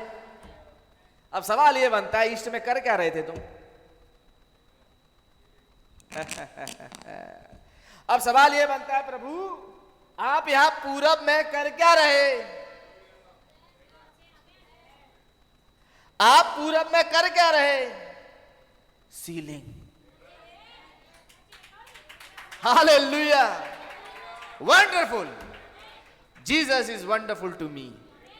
नहीं, क्या अद्भुत है। नहीं भैया, देखिए बाइबल कभी पढ़ो तो बहुत जरूरत है पवित्र आत्मा की कि दूत कहां। और नबी भाई बहना में से कह रहे हैं, देखिए सुनिए क्या कह रहे हैं, कि वो पूरब से उठता हुआ आ रहा है। एंड वेयर जीसस शैल कम, जहां से यीशु मसीह आते हैं। ये दूत पूरब से आ रहा है और पूरब से यीशु आते हैं। इसका मतलब क्या है? दूत और यीशु मसीह ये दोनों शिफ्ट हो रहे हैं। कहां? इज़राइल, जेरूशलेम में। और अगर आज चाबी लगने के बाद नबी कुछ दिखा रहे हैं, कह रहे आइए मैं चाबी लगाता हूं और एक मार्ग खोलता हूं। किस चीज के लिए प्रभु? ताकि अब वो पूरब से उठे और वापस इज़राइल में पश्चिम में जाए। बहुत ज्यादा अब आत्मिक होने की जरूरत है भैया। अभी यहीं पर पवित्र आत्मा आपको कुछ दिखा रहा है। ये मैं सोच के नहीं आया। जब मैंने इस लाइन को पढ़ा तो मैं सोच रहा था यीशु मसीह पूरब से क्यों आ रहे हैं। मैं खुद सोच रहा था कि पूरब से क्यों आ रहे हैं। तब ये थॉट वहां नहीं खुला, लेकिन यहां पर ये थॉट ताजा ताजा खुदा दिखा रहे हैं कि ये हो क्या रहा है। ठीक से देखो, वो स्वर्ग से आ रहा है सीलिंग करने के लिए, लेकिन ये स्वर्ग से नहीं, ये पूरब से आ रहा है। जब भाई बहन ने देखा तो कहां से आ रहा था? वो पश्चिम से। वो छोटी चिड़ियां, बड़ी चिड़ियां, वो फरिश्ते कहां से आ रहे थे? पश्चिम से।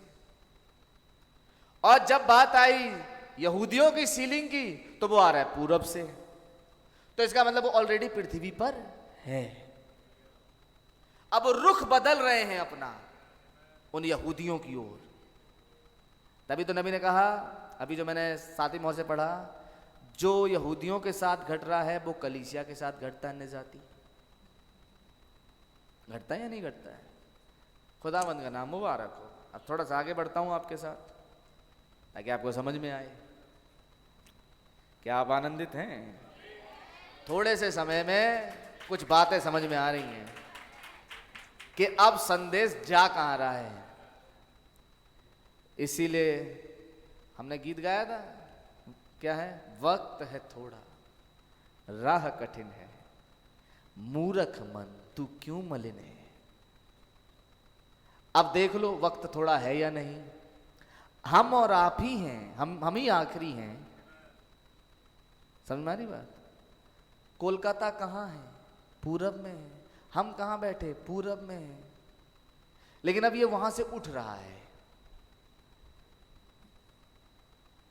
भाई बंडम पूरब में आए, पश्चिम से।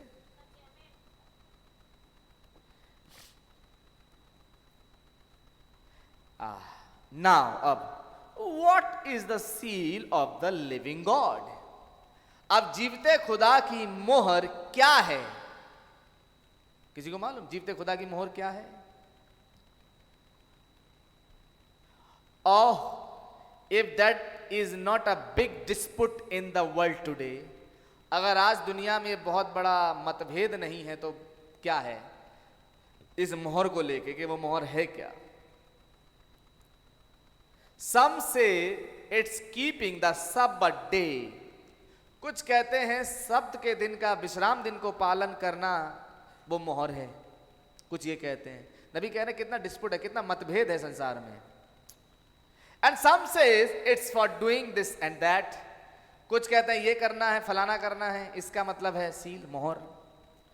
बट द बाइबल सेड, लेकिन बाइबल ने कहा इफिसियों 4:30 में, the Holy spirit is the seal of God, पवित्र आत्मा खुदा की मोहर है। तो इसका मतलब सुनोगे? इसका मतलब पवित्र आत्मा पूरब से अब उठ रहा है।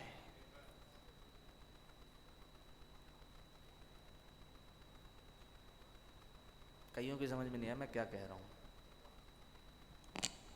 इसका मतलब पवित्र आत्मा अब छोड़ के जा रहा है,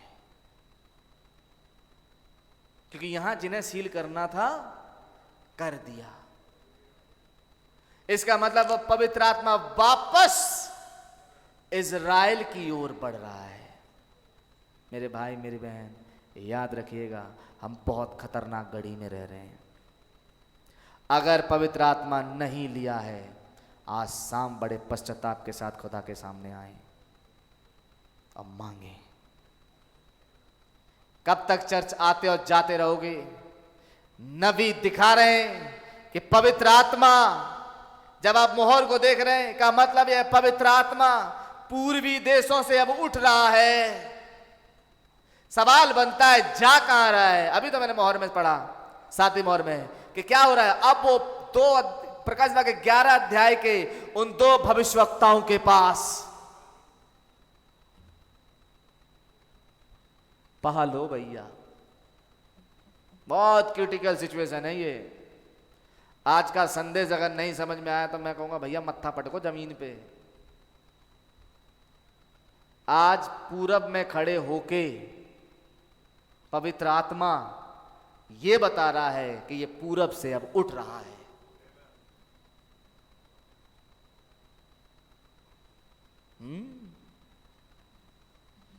मौका लगे तो दोबारा सुनना इस मैसेज को,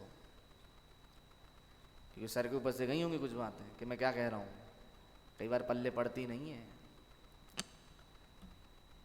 और पवित्र आत्मा अगर पूरब से उठ गया,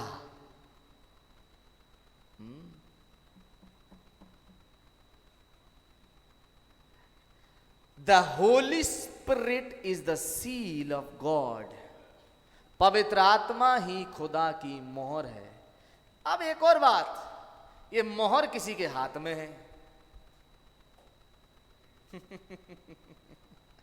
हैं? ये मोहर किसी के हाथ में है। लेकिन मैंने पढ़ा कि वो बलि दूत जब उतरा तो उसके हाथ में पुस्तक थी। तो ये पुस्तक क्या थी? पवित्र आत्मा अर्थात मोहर। लेकिन फिर सवाल यह बनता है कि वो किताब फिर दी किसको? सातवें दूत को। तो वो मोहर है किसके पास? सातवें दूत के पास। अब ये पतरस कौन सा है? तुम बेटे चाबी लगाओगे, लोग पवित्र आत्मा पाएंगे। तुम बंद करोगे, पवित्र आत्मा लोगों को नहीं मिलेगा। अब ये आज का पतरस कौन है जिसे चाबियां दी गई? आज का संदेश वाहक भाई विलियम मैरन बर्नम, जिनके हाथ में वो चाबियां दी गई। पवित्र आत्मा चाहिए? आओ मैं तुम्हारे लिए लगाता हूं, खोलता हूं। लो, 17 मार्च 1963 से 24 मार्च 1963 तक वो चाबी लगा रहे हैं। पहली मोहर में लगाई, खुल गई। दूत ने आके खोल दिया, दिखा दिया, बोला तुम चाबी लगाओ, मैं खोलता हूं। तुम सिर्फ चाबी घुमाओ, मैं खोलता हूं। बात समझ में आ रही है? और यही हुआ। बड़े ध्यानपूर्वक समझते चलें कि अब हमारे इधर से पवित्र आत्मा उठ रहा है भैया। और अगर पवित्र आत्मा नहीं मिला तो आप एक पापी की दशा में मरोगे।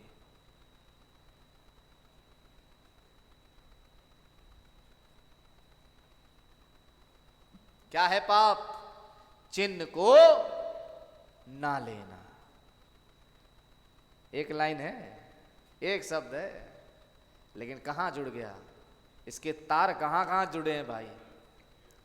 हल्के में ना लें संदेश को। जब पढ़ो तो समझो। The Holy spirit is the seal of God. पवित्र आत्मा, जैसा एफिसियों 4:30 में लिखा है बाइबल में। निकालो जरा एफिसियों 4:30 पढ़ दो हिंदी में।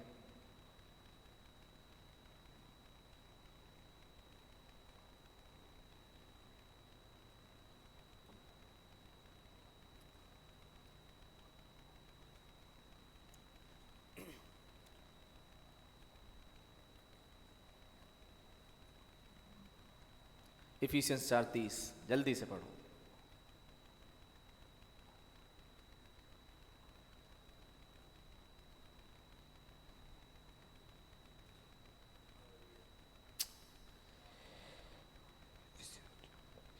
खुदा के पवित्र आत्मा को शोकित मत करो। मत करो। क्यों? फिर जिससे तुम पर छुटकारे के दिन के लिए छाप दी गई है। छाप मीन्स मोहर दी गई है। Sealed until the day of your redemption. अभी हुआ नहीं, बाकी है इस बॉडी का। वो सील है तब तक जब तक इस देह का छुटकारा ना कर दे। हां, सोल का छुटकारा हो गया, लेकिन अभी बॉडी का नहीं हुआ। और जब तक इसका नहीं होता है तब तक ये मोहर पवित्र आत्मा तुम्हें सुरक्षित रखती है। समझ में आ रही बात? फिर भैया छुटकारा तो हो गया है, फिर छुटकारे के दिन क्या चक्कर है? ये है इसका मतलब। आइए थोड़ा सा आगे पढ़ता हूं। All right, it is the Holy Spirit. ठीक है, ये है पवित्र आत्मा। Then what come? तब क्या आया? क्या आता है? नाउ लुक, अब ध्यान दें। Oh, when I think of this my heart jumps. कह रहे हैं नबी कि जब मैं बात सोचता हूं मेरा हृदय जोर जोर से धड़कता है, उछल पड़ता है। कहने का मतलब, नाउ ही सेड, अब उसने कहा, hold the four winds until. उसने कहा उन चार हवाओं को तब तक रोके रहो। इन अदर वर्ड्स, दूसरे शब्दों में, we seal the servants of our God in their forehead. कि हम अपने दास, खुदा के दासों के माथे पे जब तक हम मोहर ना कर दें। अब यहां पर बेटे बेटी पे मोहर नहीं हो रही, अब ये दासों पे हो रही है। नबी ये समझाएंगे। The servants, Das, the Jews, यहूदी, जॉन टर्न सेड, यूहन्ना मुड़ा और उसने कहा, आई सीन 144,000 सील्ड अवे। मैं मुड़ा और मैंने देखा 1,44,000 को मोहरबंदित किया गया। यही यहोवा विटनेस वाले गच्चा खाते हैं, वो कहते ये दुल्हन है। समझ में आ रही बात? जबकि ये यहूदी हैं।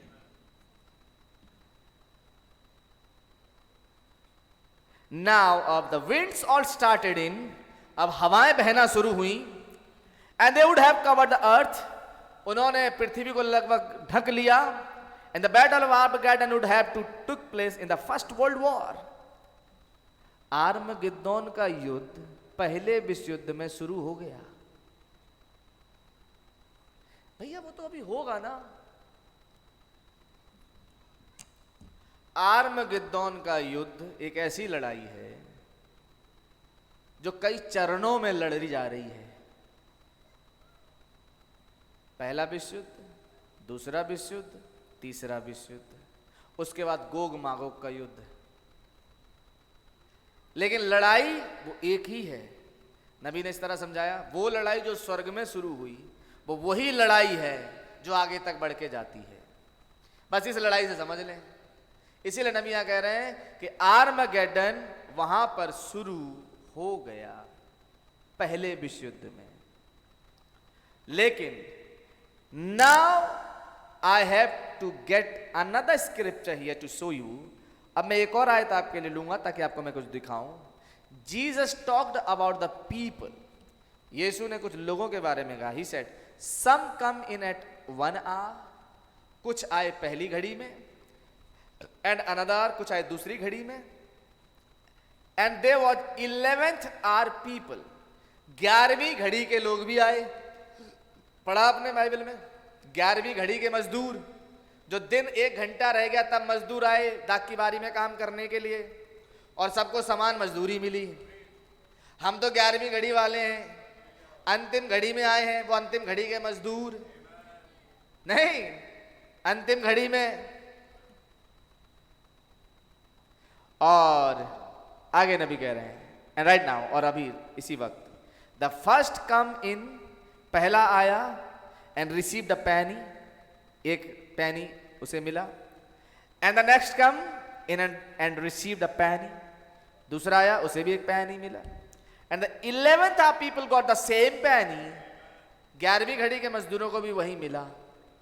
इसका मतलब वही पवित्र आत्मा जो ईद पेंतेकोस्त के दिन उतरा, शुरुआत सुबह सुबह, वही जो सांझ के समय के संदेश के मानने वाले हैं, इन पर भी वही सेम पवित्र आत्मा उतरता है।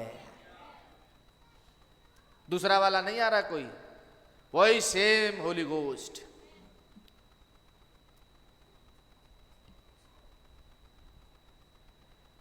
And the 11th hour people got the same penny that they did at the first, उन्हें भी वही पैनी मिला जो पहले वालों को मिला। Is that right? क्या सही है? द 11th hour, 11वीं घड़ी, 11वां घंटा, शाम के टाइम पे 5 बजे लगभग कुछ मजदूर आए दाग की बारी में। नहीं, वो किसान गया लेकर के आया। नाउ वॉच, अब ध्यान, अब देखें, द जीव इज द माइल पोस्ट, अब यहूदी जो है मील का पत्थर है। We are following him now, अब हम उन्हें उसे फॉलो कर रहे हैं। Now when the first world war come, जब पहला विश्व युद्ध आया, इट टुक एवरी जीव, उसने हर यहूदियों को लिया। They scattered to all the nations, वो तमाम राष्ट्रों में बिखर गए थे। Like the first scripture that today was asked, आज जो नबी मैसेज प्रचार करे तो किसी ने पहला ही सवाल शायद ये पूछा था, तो उसी के बारे में बोल रहे हैं। How he would scatter them among all Nations, कैसे उन्होंने उन्हें पूरे राष्ट्रों में बिखेर दिया। देयर दे ऑल आर, अब यहां पर वो हैं। And here come the winds coming into Jerusalem, अब हवाएं जेरूशलेम में बढ़ रही हैं। क्या होता है? जब इजराइल और रोम संधि मानते हैं, उसके बाद हवाएं किधर बढ़ना शुरू होती हैं? इजराइल में, जेरूशलेम में। बड़ा है पहली मोहर में नहीं भैया, पढ़ोगे तो समझ में आएगा, और जब मैं बोलूंगा तो समझोगे फिर कि मैं कहां से बोल रहा हूं। मुझे भी बोलने में सुविधा होगी और आपको भी समझने में होगी। पहली मोहर में बोला, जब रोम इज़राइल में घुसना शुरू हो रहा है और हवाएं चलने को हैं युद्ध की, कोई रोक देता है ताकि मूसा और एलिया जो वहाँ पर हैं वो उनके लोगों के माथे पर मोहर कर दें जो 1,44,000 हैं। अब आप समझ रहे हैं ये कौन सी हवाओं को रोका जाना है? तीसरे विश्व युद्ध की हवाओं को, एक थोड़े समय के लिए। लेकिन ऑफ कोर्स मोहर करने के बाद वो मारे ही जाते हैं ताकि अपने प्रभु से मिले।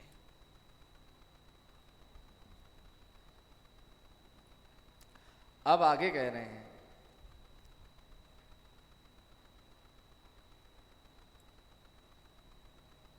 क्यों? आपने 5वीं मोहर पढ़ी, इंतजार करो जब तक कि तुम्हारे दास जो भाई हैं उनकी भी गिनती पूरी ना हो ले, है ना। एंड ही सेड, उसने कहा होल्ड, रुको, स्टॉप इट, रोक दो इसे, until we have sealed the servants of our God, जब तक कि हम अपने खुदा के दासों के माथे पर मोहर ना कर दें। अदर वर्ड्स, दूसरे शब्दों में, we are bringing them in from all the nations, दूसरे शब्दों में दूतों से ये कहा जा रहा है कि हम उन्हें हर राष्ट्रों में से इकट्ठा करके ला रहे हैं, हमें लेके आने दो, उन्हें इकट्ठा करने दो, उन पे मोहर बंद करने दो, और उसके बाद जो करना है करना। We are bringing them in from all the nations, everywhere bringing them in, cause we got to get them right in here to seal that 144,000, hold it, ताकि वो 1,44,000 पर मोहर बंदित किया जाए, इसे थामे रहो। And the World War I stopped on the 11th month of the, ये पहले विश्व युद्ध जो था वो 11वें महीने में रुका, 11वें दिन रुका, 11वें घंटे में रुका, 11 बजे 11 तारीख 11वां महीना, नवंबर दी 11th, 11 नवंबर को सुबह 11 बजे ये युद्ध रुका। 11 क्या समझा रहा था? 11वीं घड़ी के मजदूर। अब ये 11वीं घड़ी के मजदूर केवल उन यहूदियों को नहीं कहा जा रहा, अब हम और आप भी इसी घड़ी के मजदूरों में आते हैं। बाकी तो मजदूर 6 पहले काम करके चले गए, उन्हें भी वो सो रहे हैं, विश्राम कर रहे हैं। हम जो आए, अब हम आए अंतिम घड़ी वाले, सांझ के समय उजियाला होगा, इवनिंग टाइम मैसेंजर, सांझ के समय का संदेश वाहक, जिसके द्वारा हम आए। अब यहां सबको एक करके दिखाओ, सब एक है, सारे लोग एक हैं, सब पादरी पास्टर एक हैं, सब प्रचार एक है, सब बाइबल एक है, नो डाउट बाइबल एक ही है। अब सबको एक करके दिखाओ, बनाओ खिचड़ी, नहीं बनेगी भाई, सब एक नहीं है। सब एक होते तो फिर एक फ्रीक्वेंसी पे होते, इसको समझते। सब एक नहीं है।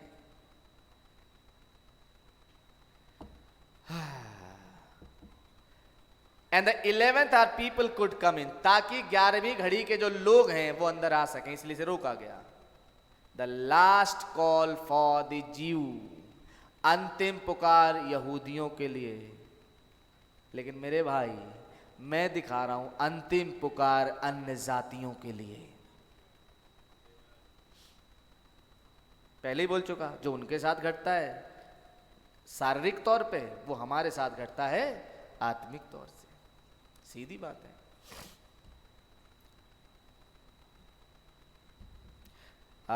And he is going to receive the same baptism of the Holy Ghost that they got back at the beginning, back there at Pentecost. और अब वो उसी पवित्र आत्मा का बपतिस्मा पाने जा रहे हैं, उसी तरह से जैसे उन्होंने ईदे पेंतेकोस्त के दिन पीड़ितों का काम 2 अध्याय में मिला था। Be baptized the same way, उसी तरीके से बपतिस्मा पाते हुए। And everything, the 11th are people moving in, 11वीं घड़ी के लोग अब अंदर आ रहे हैं। हाँ जी, 11वीं घड़ी के लोग। अब हमारा काम, हम 11वीं घड़ी के समय पूरा हो गया, अब वो हैं 11वीं घड़ी के, अब वो आ रहे हैं अंदर। अब हमारा क्या होगा? हैं? क्या होगा?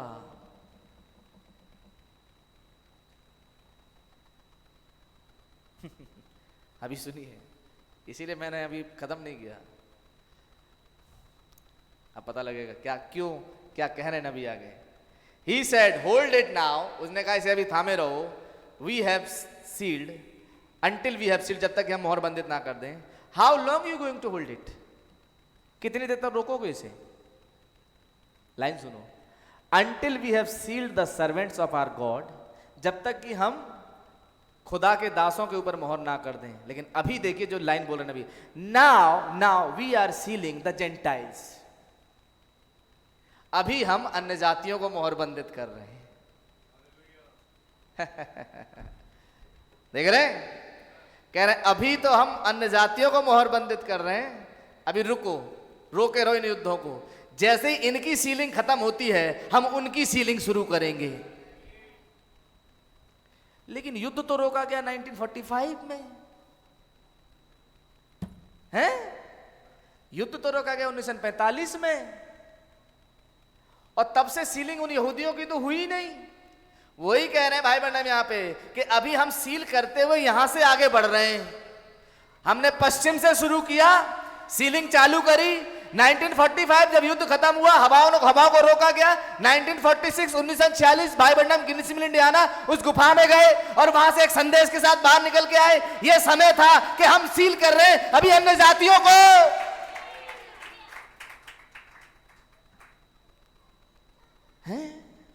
हाँ, संदेश की भाषा समझे भाई, भाई बहन कुछ भी बोलते हैं उसके पीछे कुछ है।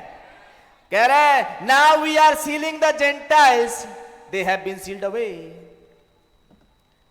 हम तो अन्य जातियों को मोहर बंधित कर रहे हैं, वे तो मोहर बंधित हो गए। लेकिन रोके रहो जब तक कि हम उन पे मोहर ना कर दें। अभी हम अन्य जातियों को मोहर बंधित कर रहे हैं, इसीलिए अब वो दूत जब यहां मोहर लगा लेता है क्या करता है? उठना शुरू होता है पूरब से। नहीं, जब दूत उठ रहा है का मतलब पवित्र आत्मा उठ रहा है, का मतलब अनुग्रह उठ रहा है, का मतलब न्याय आ रहा है।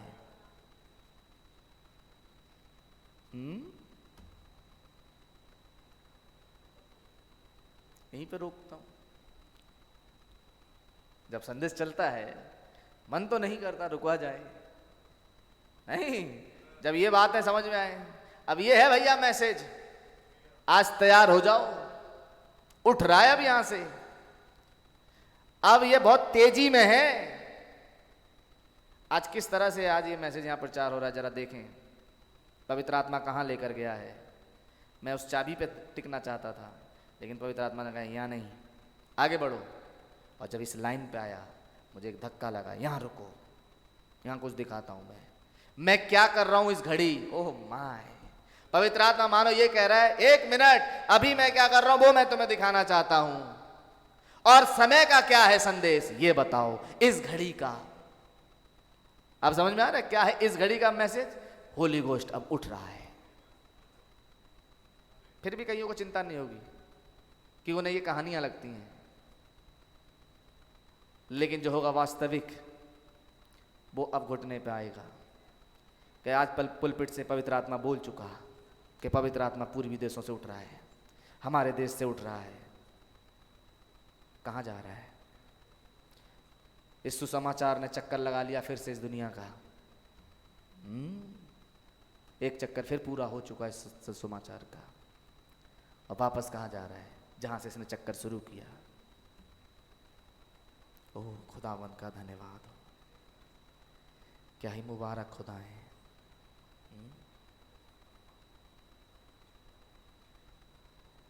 दरवाजे के लिए चाबी वाला message, the key to the door. हमने मैसेज पढ़ा अभी, सिद्ध मनुष्य का डील डॉल। इससे एक हफ्ते पहले भाई बंडम कह रहे ना, मैं पिछले हफ्ते जो मैंने मैसेज प्रचार किया मैं उसी पर आगे बढ़ना चाहता हूं, हैं? यही तो बोला। और मैं आइए चाबी लगाता हूं और मैं उसी पर उस चाबी को समझाऊं, आपको बताऊं, उस चाबी को लगा के अब आगे की चीजें दिखाऊं। उसी मैसेज में मैडम कुछ कह रहे हैं, and sin means to miss the mark. पहली बार ये लाइन भाई बंडम इस संदेश में बोल रहे हैं। 95 पैराग्राफ पे, मतलब 7 तारीख के अक्टूबर के संडे को भाई बन्नम इस बात को बोल रहे हैं, और 14 तारीख अक्टूबर को जब भाई बन्नम इस मैसेज को प्रचार कर रहे हैं,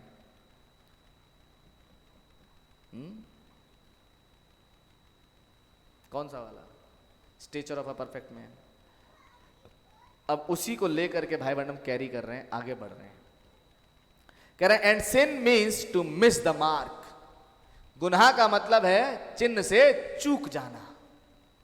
अब मैं समझता हूं इतनी सारी डिटेल्स हम मिलने के बाद अब ये लाइन समझ में आनी चाहिए कि चिन्ह से चूक जाने का मतलब पवित्र आत्मा से चूक जाना है, इस संदेश से चूक जाना है।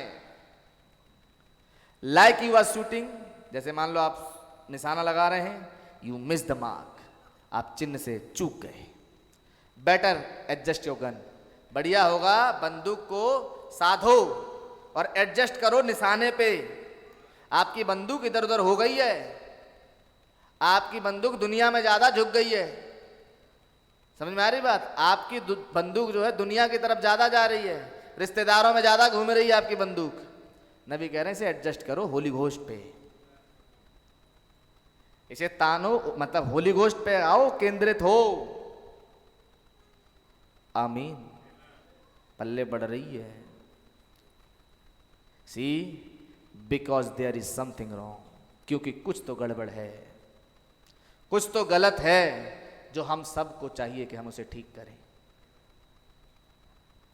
पवित्र आत्मा आज इस बात को बोल रहा है। क्या आप तैयार हैं?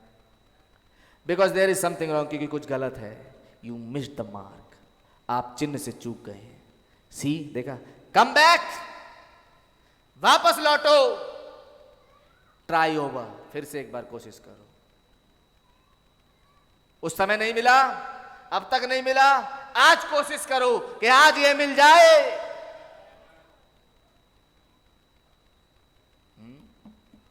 खाली बातें बनाने से रैप्चर नहीं मिलेगा, कुछ वास्तविक चाहिए। It means to turn around, इसका मतलब है वापस मुड़ो। टर्न अराउंड मतलब पीछे मुड़ जाओ एकदम। समझ में आ रही बात? दाएं बाएं भी नहीं, एकदम पीछे, और वापस लौटो।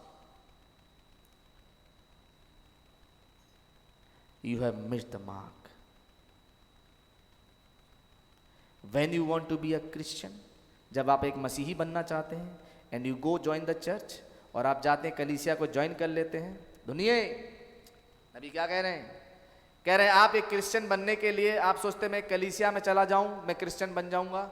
ये सोच जब आपके अंदर आई कि मैं कलीसिया को ज्वाइन करने से मसीही बनता हूं, नो डाउट हम चर्च में आते हैं, सच्चे झुंड में आते हैं, सच्ची कलीसिया में आते हैं, ये बहुत बढ़िया बात है।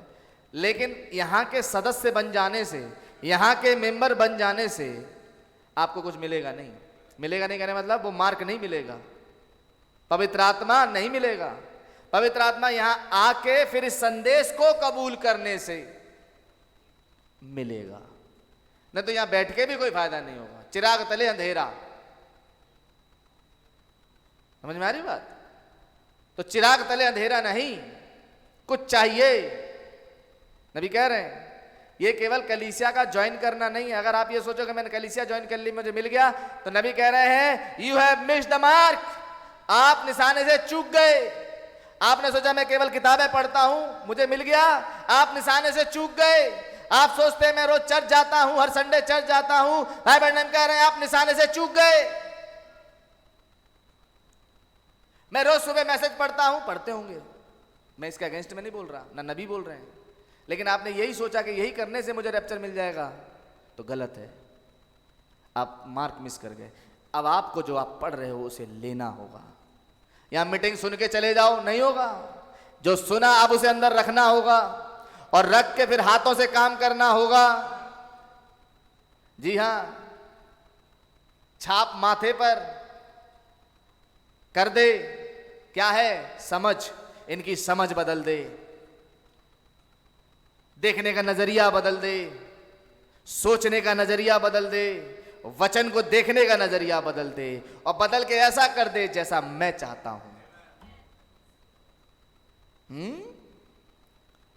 कितना और क्या क्या बोलूँ, मैं बहुत सारी बातें हैं, मैं छोड़ रहा हूँ यहीं पे। केवल कलीसिया ज्वाइन करना, बस मैं यहीं तक रखता हूँ आज। खुदा हम चाहेंगे तो आगे हम देखेंगे। क्या कलीसिया को ज्वाइन करना है? क्या कलीसिया ज्वाइन करने से आपको मार्क मिल गया? कभी नहीं। क्या आपने सुबह उठ के बाइबल पढ़ लिया, आपको मार्क मिल गया? कभी नहीं। क्या आपने मैसेज उठा के पढ़ लिया और आपको मार्क मिल गया? देखिए, पढ़ोगे तभी मिलेगा, मैं ये नहीं कह रहा कि नहीं मिलेगा, पढ़ने से ही मिलेगा। लेकिन आपने कैजुअल वे में पढ़ा, पढ़ के रखा, आपको कुछ पल्ले पढ़ा ही नहीं, क्या मिला आपको? फिर आपने जो पढ़ा, फिर मैं वही बात बोलूँगा, क्या तू जो पढ़ता है उसे समझता भी है? तो प्रभु यीशु मसीह ने एक एजेंसी बताई, जब पवित्र आत्मा आएगा तो मैं वे बातें जो मैंने तुमसे कही हैं समझाएगा। आपको समझ में क्यों नहीं आता? सीधा सीधा है, पवित्र आत्मा है नहीं। बस यही कहूंगा एक शब्द, कि पवित्र आत्मा नहीं है। तो बेहतर होगा आप उस चिन्ह को पालें, क्योंकि चिन्ह से चूकना पाप है, और पाप की मजदूरी मृत्यु। सीधी बात है। तो गॉड ब्लेस यू। आइए हम सभा के अगले चरणों में बढ़ेंगे। अपने स्थानों को ठीक करें, बाइबलों को ठीक से किनारे पर रखें ताकि कोई लांघा लांघी ना हो।